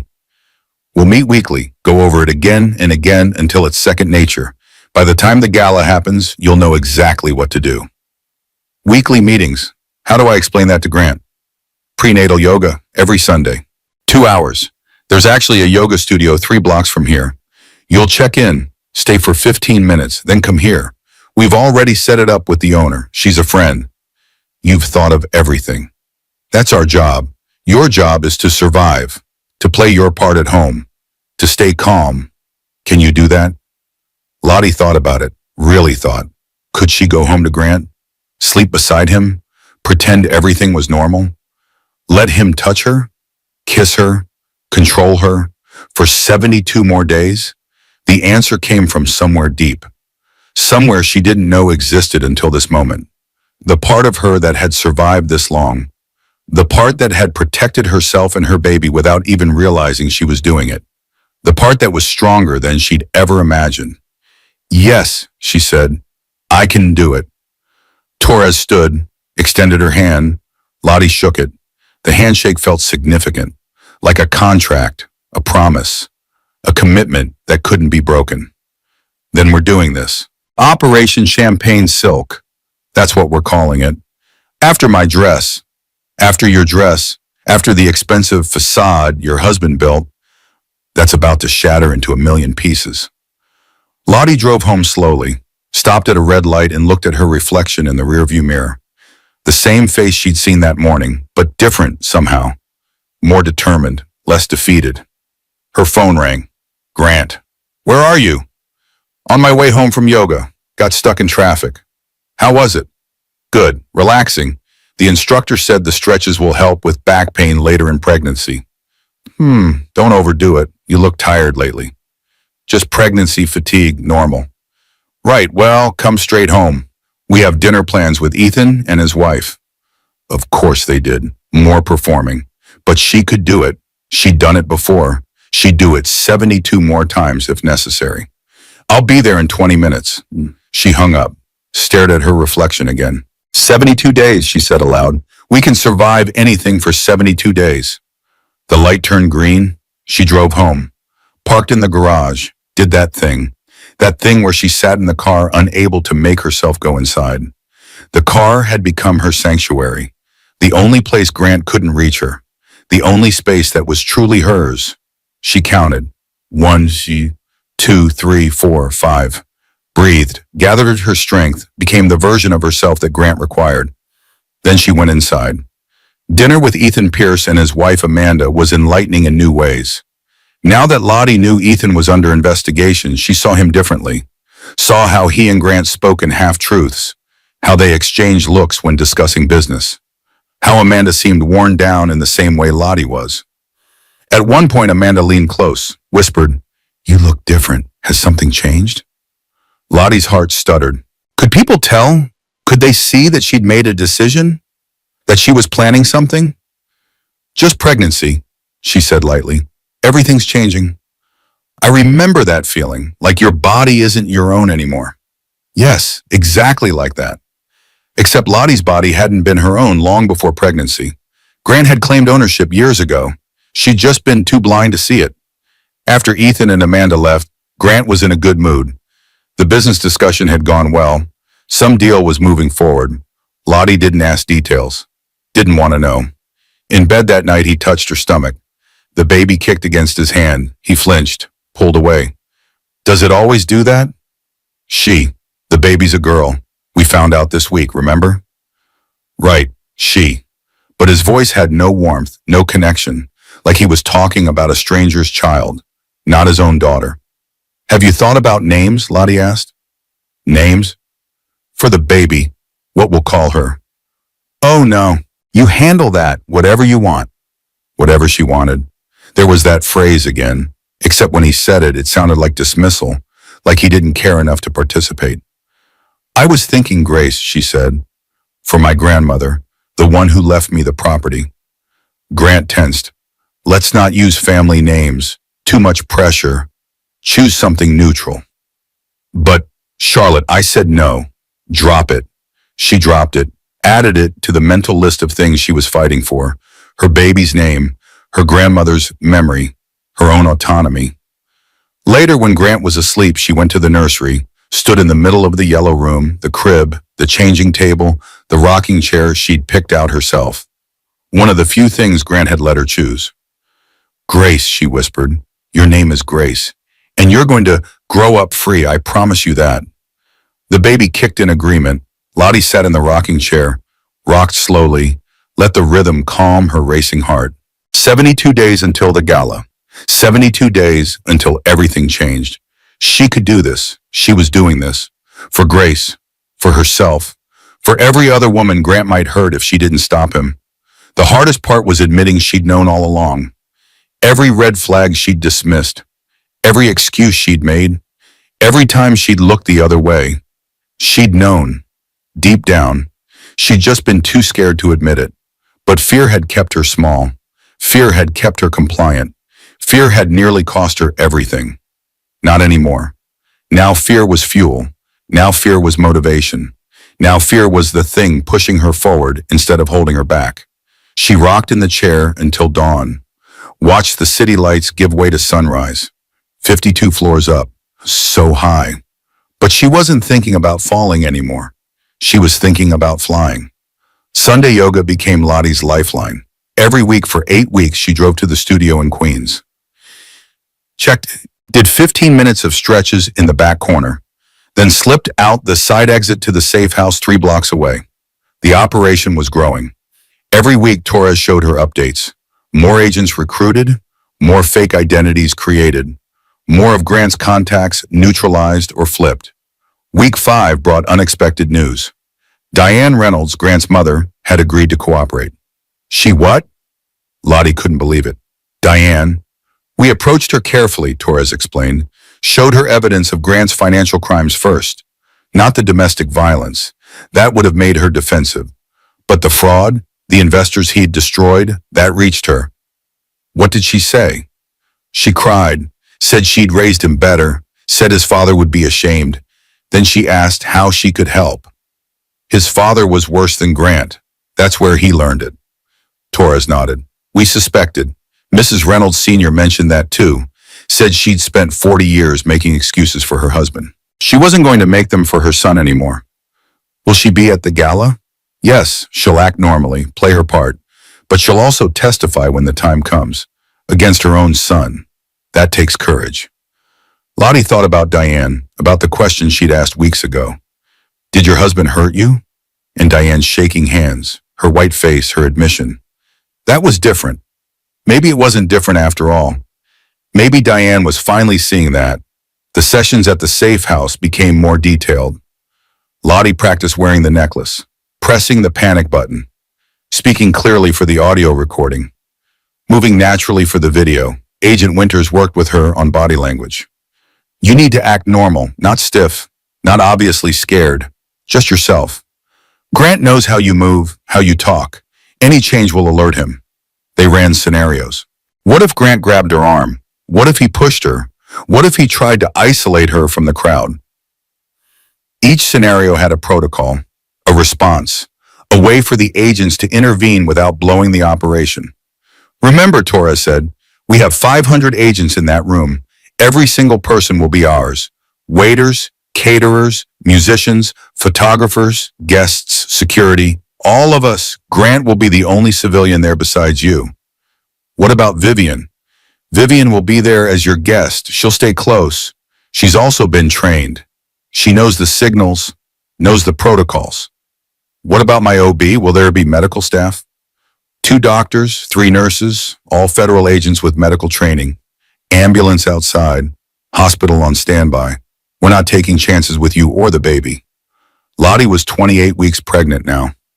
7 months, obviously showing, Grant's behavior had evolved. He'd stopped touching her stomach, stopped acknowledging the pregnancy except to criticize her changing body, made comments about post-baby weight loss, about getting back to normal, as if she'd ever been normal, as if their life together had ever been anything but a carefully constructed lie. At home, she played her part perfectly, smiled through his criticisms, agreed with his decisions, let him control everything. But she was documenting now.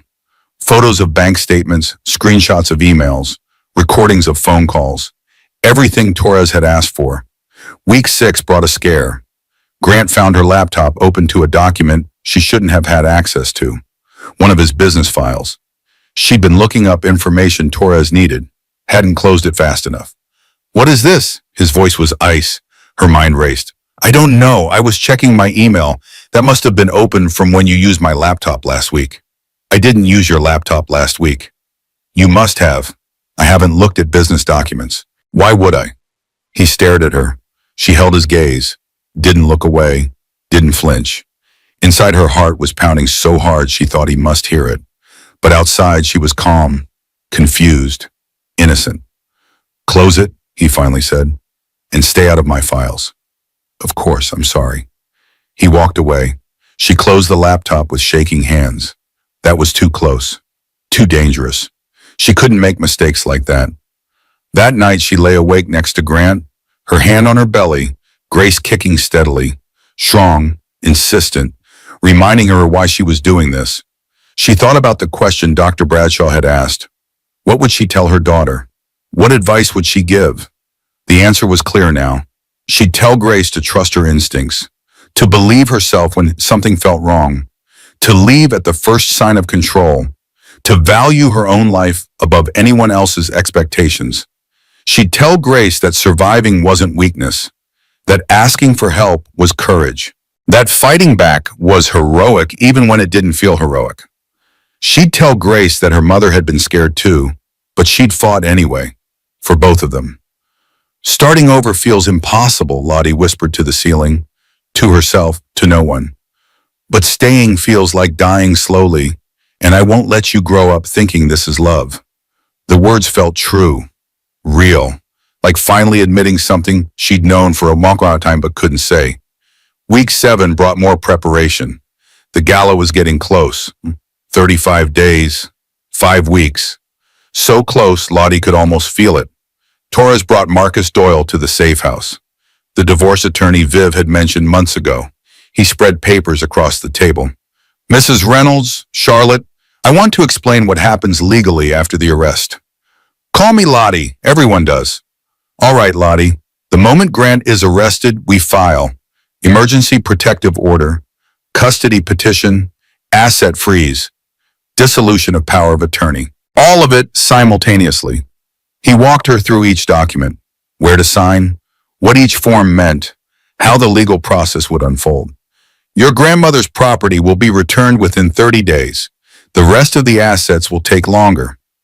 But you'll have access to accounts immediately, enough to support yourself and the baby. How much? Your grandmother's trust was worth approximately $2.3 million when she died. Grant has been draining it, but forensic accounting shows approximately $1.8 million is recoverable, plus the property value and damages from his fraud. Nearly $2 million. Money Lottie hadn't even known she had. Money that was rightfully hers. Money that would give her and Grace the freedom to build whatever life they wanted. What about Grant's money, she asked. The company? All of it will be seized as proceeds of criminal activity. Investors will be compensated first, then victims. Whatever remains will be distributed according to court order. You may be entitled to some of it as community property, but honestly, I'd advise taking your own money and walking away clean. Starting fresh. Starting fresh. The words sounded like freedom. One more thing, Marcus said. After the arrest, Grant will try to contact you, from jail, through his attorney, through family members. You need to refuse all contact. No visits, no calls, no messages. Can you do that? Yes. Good, because he'll try to manipulate you, apologize, promise to change, make you feel guilty, blame you for his arrest. Whatever it takes to maintain control, don't let him. Lottie thought about it, about Grant in jail, powerless, unable to hurt her. The image was both satisfying and terrifying. Satisfying because justice. Terrifying because she knew how vindictive he could be, how far he'd go to punish her. What if he gets out, she asked. What if he makes bail? He won't. We're charging him with multiple felonies. Flight risk, danger to public. No judge will grant bail. And even if one did, the protective order stands. He comes near you, he goes back to jail. Simple as that. Simple. Nothing about this was simple. But maybe after, maybe then it would be. That night, Grant came home with a dress bag Final fitting tomorrow, 9 a.m., don't be late. The champagne silk, the dress that would cling to her 7-month pregnant body, the dress she'd wear while 500 federal agents watched her husband incriminate himself. I'll be ready, she said. Good. This gala has to be perfect. Everything has to be perfect. No mistakes. No mistakes, she agreed. But she was thinking about his mistakes, about how many he'd made, about how they were all about to catch up with him. Week 8, 3 weeks until the gala. Lottie was exhausted. The pregnancy was getting harder. Her back hurt. Her feet swelled. She couldn't sleep comfortably anymore. Grace was running out the room. Every kick felt like it was against Lottie's ribs, or bladder, or some other vital organ. But she kept going, kept pretending, kept playing her part. Sunday yoga, 2 hours at the safe house. Torres showed her the final guest list, 500 names, all agents, all coordinated, all ready. This is really happening, Lottie said. This is real. This is real. Are you ready? No, but I'm doing it anyway. That's all we can ask. Charlotte? Torres paused, seemed to choose her words carefully. I need you to understand something. The moment we arrest Grant, your life changes forever. You'll never be anonymous or anonymous again. The press will cover this. Your name will be public. People will have opinions. Some will support you. Some will blame you. Can you handle that? Lottie thought about it, about strangers knowing her business, about being judged, about losing her privacy forever. A year ago, the thought would have terrified her, made her want to hide, made her stay silent, but she wasn't that person anymore. Let them judge, she said. I know the truth. That's enough. Torres smiled. Good. That's what I hoped you'd say. That night, Lottie drove home and sat in her car in the parking garage. Did her thing, her ritual, counted, breathed, prepared herself. But this time she didn't feel trapped. She felt powerful, like she was choosing to go inside, not because she had to, but because she had a plan, a mission, an end game. She looked at herself in the rearview mirror. How many women have sat in parked cars, she said aloud, gathering courage to go home. Too many, way too many. But she was about to change that, at least for herself, and maybe for others who'd see her story and find their own courage. She went inside. Grant was in his office. She didn't disturb him, just made dinner, ate alone, cleaned up, went to the nursery. The yellow room was finished now, everything ready for Grace, clothes folded, diapers stacked, books on the shelf, a room waiting for a baby who would grow up free. Lottie sat in the rocking chair, put her hands on her belly, felt Grace moving, strong, determined, already fighting to make room for herself in a space too small. You're going to be just fine, Lottie whispered. Better than fine. You're going to be loved, protected, free, and you'll never know what it's like to be afraid in your own home. 21 days until the gala. 3 weeks. She could survive anything for 3 weeks. She'd survived this long. She'd survive the rest. And then she'd finally live. 2 weeks before the gala, everything started to crack. Grant's behavior changed, became unpredictable, erratic, like he sensed something was wrong but couldn't figure out what. He'd be charming one moment, violent the next. Lottie never knew which version she'd get. He accidentally bumped into her in the hallway, hard enough to make her stumble, caught her before she fell. Clumsy, he said, smiled, but his eyes were calculating. He started asking more questions. Where exactly was yoga today? Why is your phone always dying? Who's been calling you?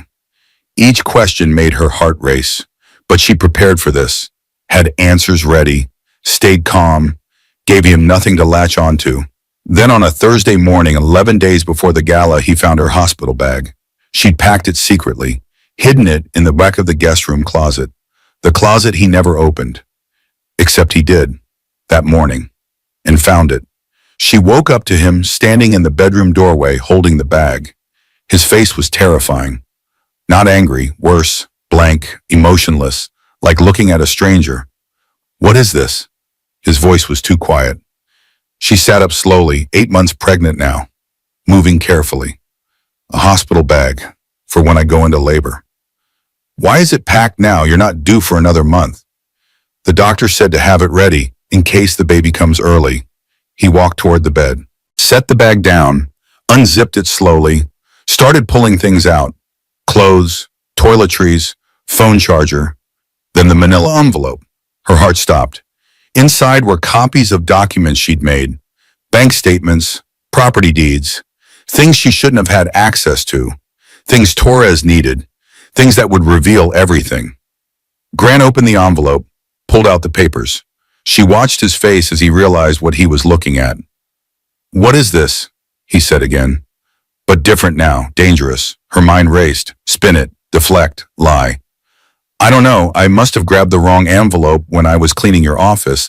I can put it back." "Don't lie to me." He grabbed her wrist, tight, painful. She gasped. "You've been going through my things, planning something. What are you planning, Charlotte?" "Nothing, I swear, I was just..." "Just what? Just stealing documents? Just gathering evidence? For what? Are you planning to leave me?" "No. No, Grant, Because if you're thinking about leaving..." His grip tightened. She felt bones grinding together. "You should know. You'll never see this baby. I'll take her. I'll make sure you're declared unfit, unstable. I have proof. Your therapist, your medication, your anxiety.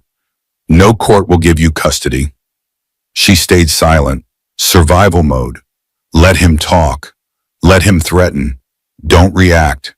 "You're nothing without me," he continued, leaning close. Whispers. Poison. "You have no money, no gig, no support system. I've made sure of that. Everyone you know, everyone you love, they're all mine. They'll choose me, not you." He was wrong, so wrong, but she couldn't tell him that. Couldn't defend herself. Had to let him think he'd won. "You're right," she said softly. "I'm sorry, I wasn't thinking clearly. Pregnancy hormones. I've been anxious about labor, about being a good mother. I wasn't planning anything. I swear." His eyes searched her face, looking for lies, for cracks. She kept her expression calm, defeated, scared, gave him what he wanted to see. He released her wrist, pushed her back against the pillows. "Get rid of these documents, and don't let me catch you going through my things again." "I won't." He took the envelope, walked out. She heard him in his office. The paper shredder, destroying evidence she'd already copied. Evidence Torres already had, but he didn't know that. She sat in bed, trembling. Her wrist was throbbing, already bruising. Dark marks where his fingers had been. She took a photo, another one for Torres, another piece of evidence. Then she started to cry. Not from pain, from something else. The recognition of where she was, how deep she'd fallen, how close to the edge she'd come. She was 8 months pregnant, trapped in a penthouse with a man who'd just threatened to take her baby. 11 days from a sting operation that might work or might blow up in her face, and she was so tired. So unbearably tired. The baby kicked, hard, painful, like she was angry, like she was saying, "Wake up, Mom, fight, don't give up now." "I don't know if I can do this," Lottie whispered. "I don't know if I'm strong enough." But she had to be. She had no choice. Giving up meant losing everything, meant letting Grant win, meant teaching Grace that this was normal, that women should accept this, that love looked like control, and she couldn't do that. Wouldn't. She got out of bed, went to the nursery, stood in the middle of the yellow room surrounded by things she'd carefully chosen. Each item a small act of hope, of belief in a future she wasn't sure would exist. "Starting over feels impossible," she said aloud. To Grace, to herself, to the universe. "But staying feels like dying slowly. And I won't let you grow up thinking this is love." The words felt like a prayer, a promise, an oath she was making to her unborn daughter. Whatever it took, whatever she had to survive. She'd protect Grace from this life. She called Torres from the bathroom with the water running, told her about the hospital bag, the documents, the threats. "Are you hurt?" Torres asked immediately. "Bruised, nothing serious." "We can move up the timeline. Arrest him now. We have enough." "No." Lottie surprised herself with how certain she sounded. "No, we stick to the plan. The Gala.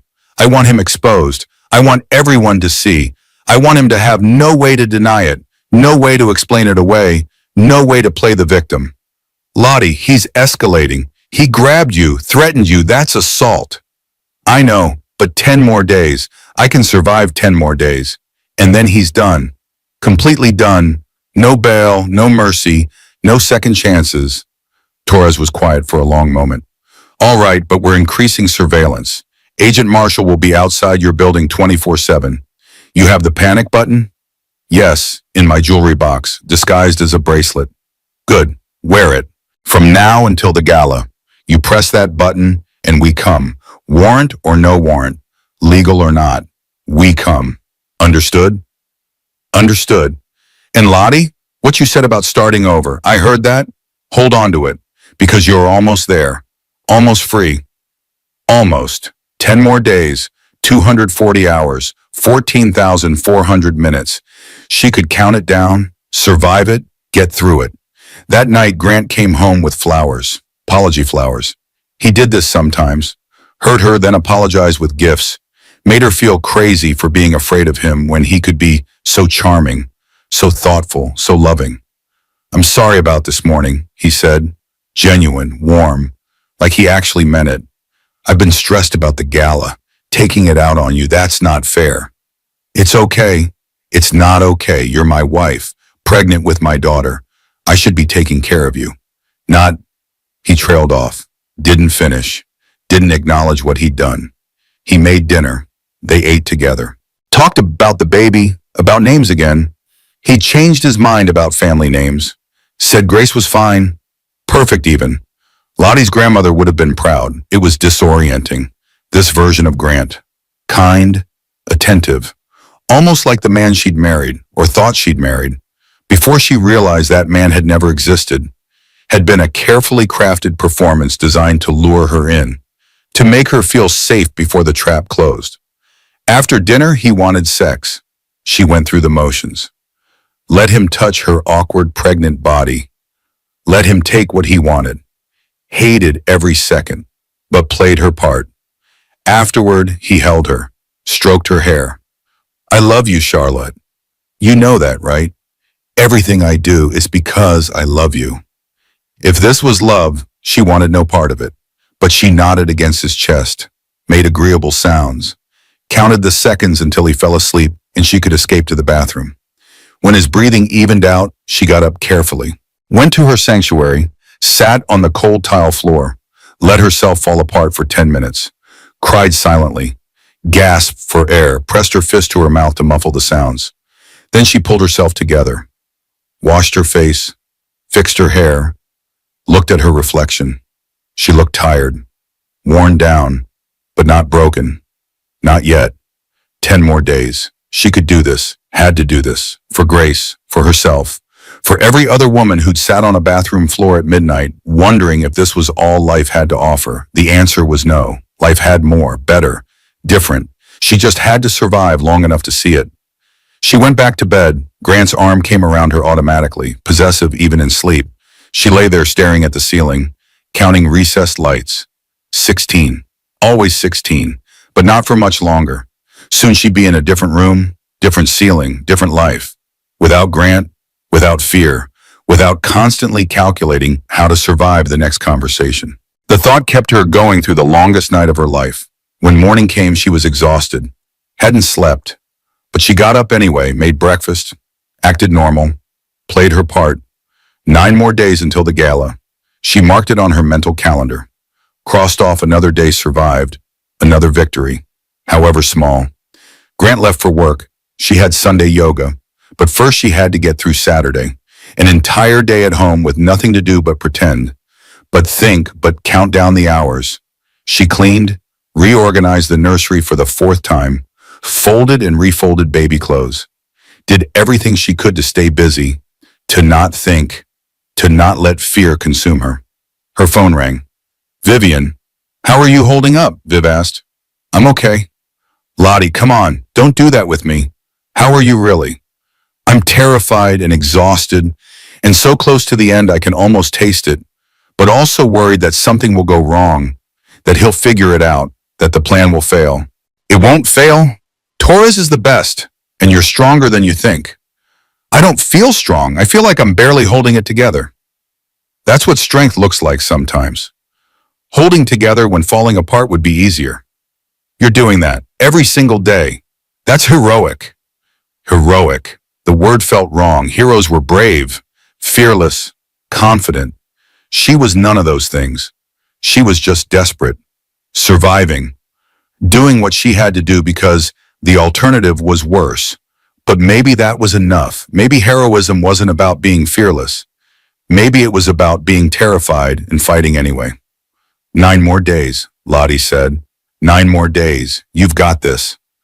After they hung up, Lottie sat in the nursery rocking chair, put her hands on her belly, felt Grace moving, still strong, still fighting for space, still reminding her what she was fighting for. You saved me, Lottie whispered. Before you were even born, you reminded me I was worth saving. The baby kicked hard, agreement, or maybe just stretching. But Lottie chose to believe it was agreement, chose to believe her daughter already knew, already understood. They were in this together.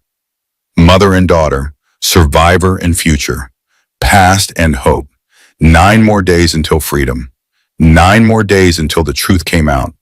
9 more days until Grant Reynolds learned that destroying women had consequences. Lottie rocked slowly in the chair, watched the city through the nursery window, imagined a different view, a different life, different everything. Soon, so soon. She just had to hold on a little longer. The final dress fitting was 5 days before the gala. Margot the seamstress welcomed Lottie with sympathetic eyes. She remembered the last fitting, remembered Grant's cruelty. This time Grant wasn't there. He'd sent Lottie alone with his credit card and a text message. Make sure it fits perfectly. The champagne silk was beautiful. Even Lottie had to admit that. It draped over her 8-month pregnant belly like liquid gold, made her skin glow, made her look ethereal, almost otherworldly. You look stunning, Margot said, truly, like a goddess. Thank you. How are you? The question was weighted, careful, like Margot was asking more than just about the dress. I'm good, better than last time. Good, that's good. Margot pinned him. You know, I've been doing this for 20 years, fitting dresses for society events. I've seen a lot, learned to recognize certain patterns. Lottie's heart stuttered. Patterns? Women who shrink themselves, who apologize for existing, who let their husbands speak for them. Margot looked up, met her eyes. You're different now. You don't shrink anymore. No, I don't. Whatever you're doing, whatever changed, keep doing it. You deserve better than how he treated you that day. Lottie felt tears prick her eyes. This stranger, this woman who'd pinned her dress months ago, had seen her, really seen her, when so many others looked away. Thank you, Lottie said softly. That means more than you know. The dress will be delivered Wednesday. Day before the gala. You're going to be magnificent. I hope you know that. Magnificent. Not small, not diminished, not less than. Magnificent. Lottie held on to that word as she drove home. Magnificent.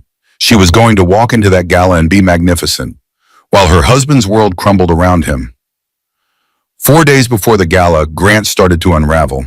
Small things at first. Forgot meetings, snapped at business partners, drank more than usual. His hands shook when he thought no one was looking. Did he sense something? Did some animal part of his brain recognize a danger? Lottie didn't know, didn't ask, just stayed quiet, stayed out of his way, let him spiral. 3 days before the gala, Diane Reynolds came to visit. Grant was at work. She knocked on the door mid-morning. Lottie let her in cautiously. Remembered Torres saying Diane was cooperating, but wasn't sure what that meant practically. Charlotte, dear, may I come in? Of course. They sat in the living room, uncomfortable silence. Then Diane spoke. I owe you an apology, several apologies, for years of looking the other way, for defending him when you needed defending, for making excuses. Lottie didn't know what to say. I told myself it was different, Diane continued, that my marriage to Grant's father was unfortunate, a product of a different time, but that Grant would be better. I raised him to be better. Mrs. Reynolds, Diane, please. Diane, you don't have to. Yes, I do. You asked me that question weeks ago, remember? You asked if my husband hurt me. Diane's hands shook. She folded them in her lap. The answer is yes, for 40 years. And I did nothing, said nothing, made myself small so he could feel big. Told myself I was protecting my children when really I was teaching them that this was normal, that this was love. That must have been hard, Lottie said quietly. It was survival, just like what you're doing now. I see it, I recognize it, and I won't be complicit anymore. When they arrest Grant, when this all comes out, I'll testify. I'll tell them everything I witnessed. Every time he grabbed you, every cruel word, every moment of control, all of it. Even though he's your son, especially because he's my son, I failed him by not stopping this sooner, by not getting him help, by enabling his worst qualities. But I won't fail you, or my granddaughter. She deserves to grow up in a world where this isn't normal, where women don't have to shrink. Lottie started crying, couldn't help it. This woman who'd been her enemy, her critic, her judge, was now her ally, her witness, her support. Thank you, she managed. No, thank you for having the courage to stop him, for protecting my granddaughter from the legacy I almost perpetuated. Diane reached over, took Lottie's hand. What's her name? You must have decided by now. Grace, after my grandmother. Grace, that's perfect. Grace for the grace it took to survive. Grace for the grace of a new beginning. After Diane left, Lottie sat in the quiet penthouse and felt something shift. She wasn't alone, wasn't fighting by herself, had allies, had people who believed her, who saw her, who would stand beside her when the moment came. 2 days before the gala, Grant came home early, found her in the nursery. She was organizing baby clothes for the 100th time. Nervous energy, needing to stay busy. Are you ready for Friday? He asked. I think so. Remember, smile, look happy. Don't embarrass me. I won't. Good. He walked over, touched her stomach. First time in weeks. This was bad timing, but we'll make it work. Family man image. Could actually help the business.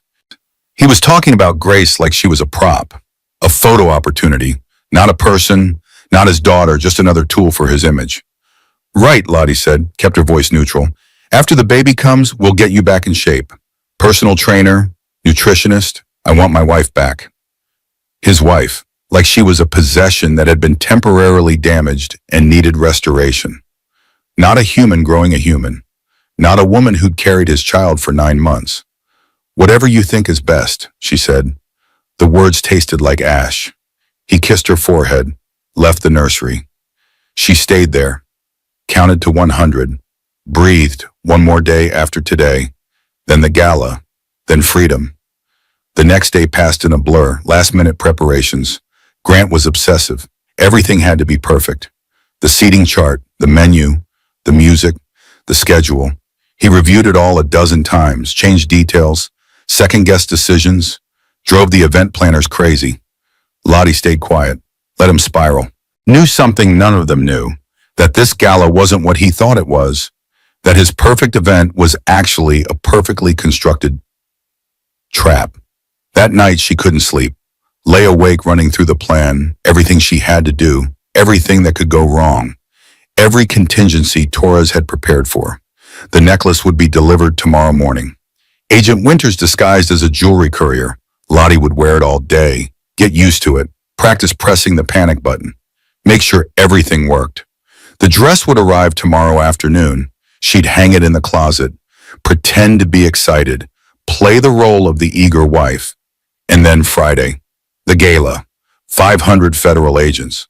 One husband who had no idea what was coming. She put her hand on her belly, felt Grace moving, still awake, still restless. Maybe she could sense her mother's anxiety. Maybe babies knew more than anyone gave them credit for. Tomorrow everything changes, Lottie whispered. Are you ready? Grace kicked, hard, like she was saying yes, like she was saying let's do this. Lottie smiled in the dark. Her daughter had more courage than she did, had been fighting for space since conception, had been demanding to be seen, to be acknowledged, to take up room in a world that told women to be small. Grace was already a warrior, already a survivor, already perfect. I'm going to protect you, Lottie promised. I'm going to make sure you never know what it's like to be afraid in your own home. Never know what it's like to apologize for existing. Never know what it's like to make yourself small so someone else can feel big. She drifted off sometime near dawn, slept fitfully, dreamed of the gala, of Grant's face when he realized, of 500 agents revealing themselves, of freedom. When she woke up, it was Thursday. One day until the gala, the last day of her old life, the first day of whatever came next.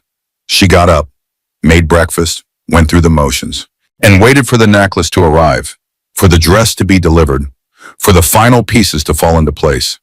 Grant left for work early, last-minute gala preparations at the venue. She had the day to herself, to prepare, to gather her courage, to become the woman who would walk into that ballroom and change everything. At 10 a.m. the doorbell rang. The necklace. She signed for it, closed the door, opened the velvet box with shaking hands. The pearls and diamond pendant gleamed, beautiful, expensive looking, perfect for the occasion, and completely weaponized with technology she couldn't see but knew was there.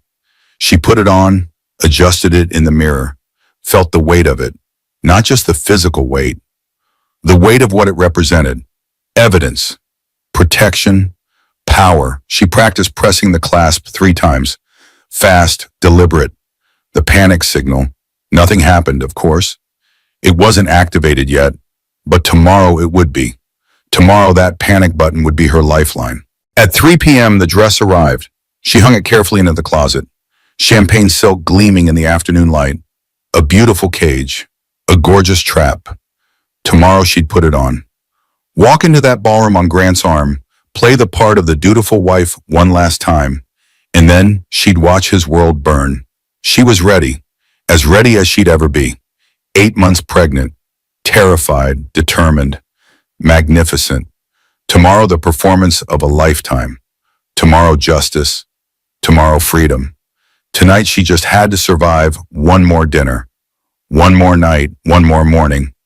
Then it would all be over. Grant came home at 8, exhausted, stressed, poured himself 3 fingers of scotch, drank it in 2 swallows.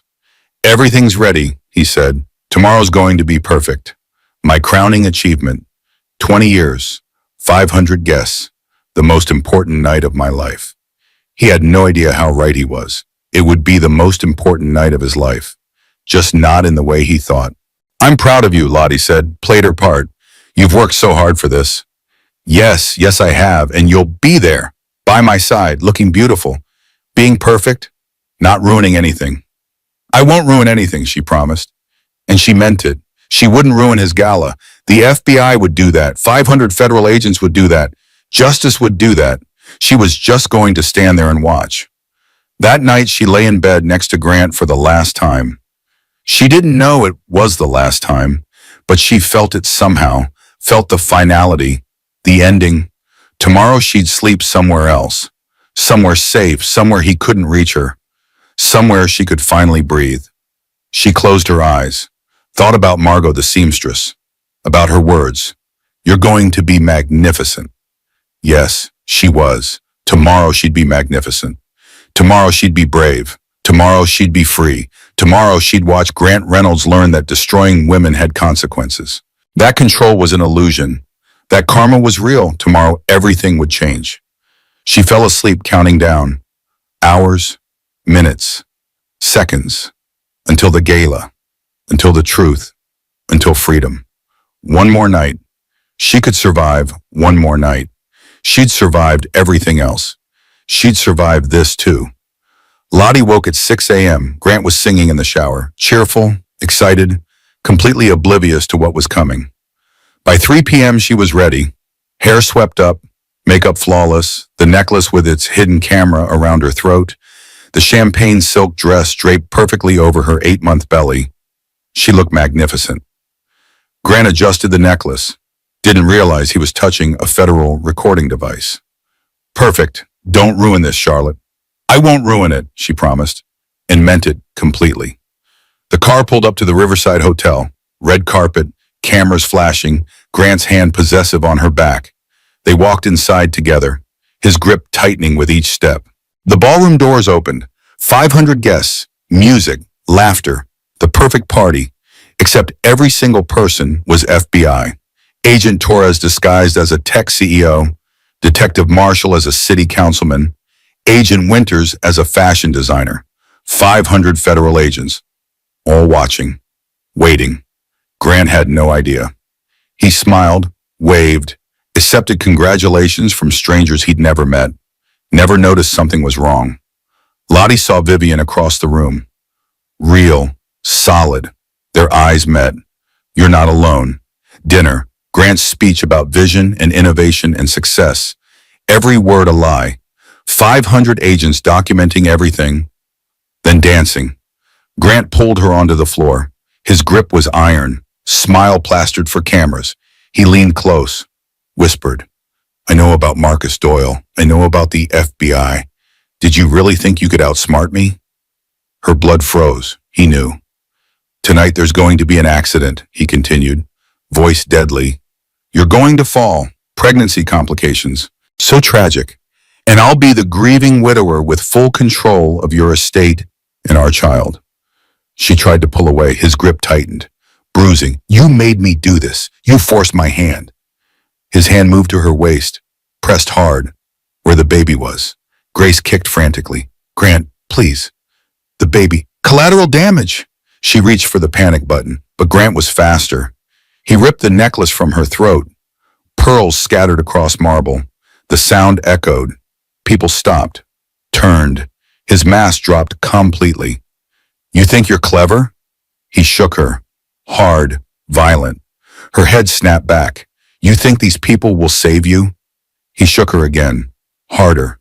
She felt something warm, blood running down her legs. The baby. No. Grant, stop! The baby! He shook her a third time. You embarrassed me! You ruined everything! Then everything exploded. FBI, hands up! Torres, gun drawn. Marshall tackled Grant, hard. 20 agents swarmed, 50, 100. Every guest revealing badges, weapons, federal authority everywhere. FBI! Federal Marshal! Get on the ground! Grant fought, screamed, Brick, you can't do this! I'm Grant Reynolds! I own this city! You're Gala? Torres kneeled beside Lottie. Mr. Reynolds, every single person in this room works for the federal government. They think 500 federal agents, all witnesses. His face went white. All of them? Every single one. We built this entire event just to catch you. Lottie was on a gurney, paramedics everywhere, blood, pain, contractions starting. The baby, she managed. Please. We've got you, both of you. As they wheeled her past Grant, she looked directly at him, spoke clearly, loudly. I'm not sorry. And she wasn't. Not for escaping, not for fighting, not for surviving. The ambulance, hospital, emergency surgery. The baby was in distress, too early, too fast. Vivian held her hand. You did it. You survived. Grace is going to be okay. Then a sound, a cry. High, angry, perfect. It's a girl, 7 pounds, 3 ounces, breathing on her own, strong. Grace, Lottie whispered. Her name is Grace. They brought him over. Tiny, red, screaming, perfect. Lottie touched her face, counted fingers, toes, everything whole. You're okay. We're okay. We're safe now. Recovery room. Torres came by. He's in custody, no bail, facing 43 counts. Wire fraud, securities violations, money laundering, assault, attempted murder, domestic violence, everything. The other women? 17 came forward tonight. After watching his arrest, you gave them courage, Charlotte. You showed them it was possible. Diane Reynolds came in tentatively. May I hold her? Lottie passed Grace to her grandmother. Diane cried, I testified, told them everything, every moment of abuse. I won't look away anymore. Thank you. No, thank you for stopping him, for protecting my granddaughter. Torres pulled out papers. Emergency protective order. Custody granted. Asset freeze. Your grandmother's property restored. Everything. You're free. Free. The word felt foreign, but Grace was real, warm, breathing, safe. What happens to Grant? Exactly where he deserves to be. Alone, powerless. Watching everything he built come crashing down. That night, Lottie held Grace, looked at her daughter's perfect face. No idea what she'd survived, what her mother had done to protect her. Outside the room, federal agents stood guard. Inside, Lottie finally felt safe, finally felt free. Grant was in custody, Grace was healthy, they were both alive. It was over. Really, truly over. Tomorrow would bring new challenges, but tonight she could rest, just be, just exist as Charlotte Reynolds. Survivor, mother, free woman. She'd done it, against all odds, against all fear. She'd survived, and she'd never be that small, that scared, that controlled ever again. Grace slept peacefully in her arms. No nightmares, no trauma.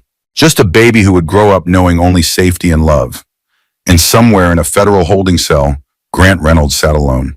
Finally powerless, finally caught, finally facing consequences. Justice had been served, with 500 witnesses, perfect documentation, ironclad evidence. Lottie closed her eyes, let herself believe it, let herself feel it. Freedom. 3 days postpartum. Marcus Doyle entered with documents. Emergency protective order, granted. Full custody, granted. Asset freeze complete. Your grandmother's property restored. The trust fund he drained, we recovered $1.8 million. You're looking at close to $3 million. Financial security, independence, freedom. What about Grant? Arraignment tomorrow, 43 counts. He's looking at 40 years minimum, life maximum. He'll never be free again. Agent Torres arrived next. 17 women testified. The evidence is overwhelming. The case is ironclad. What you did last night, Charlotte, you didn't just save yourself. You saved every woman he would have hurt next. Diane Reynolds knocked softly. I'm testifying tomorrow.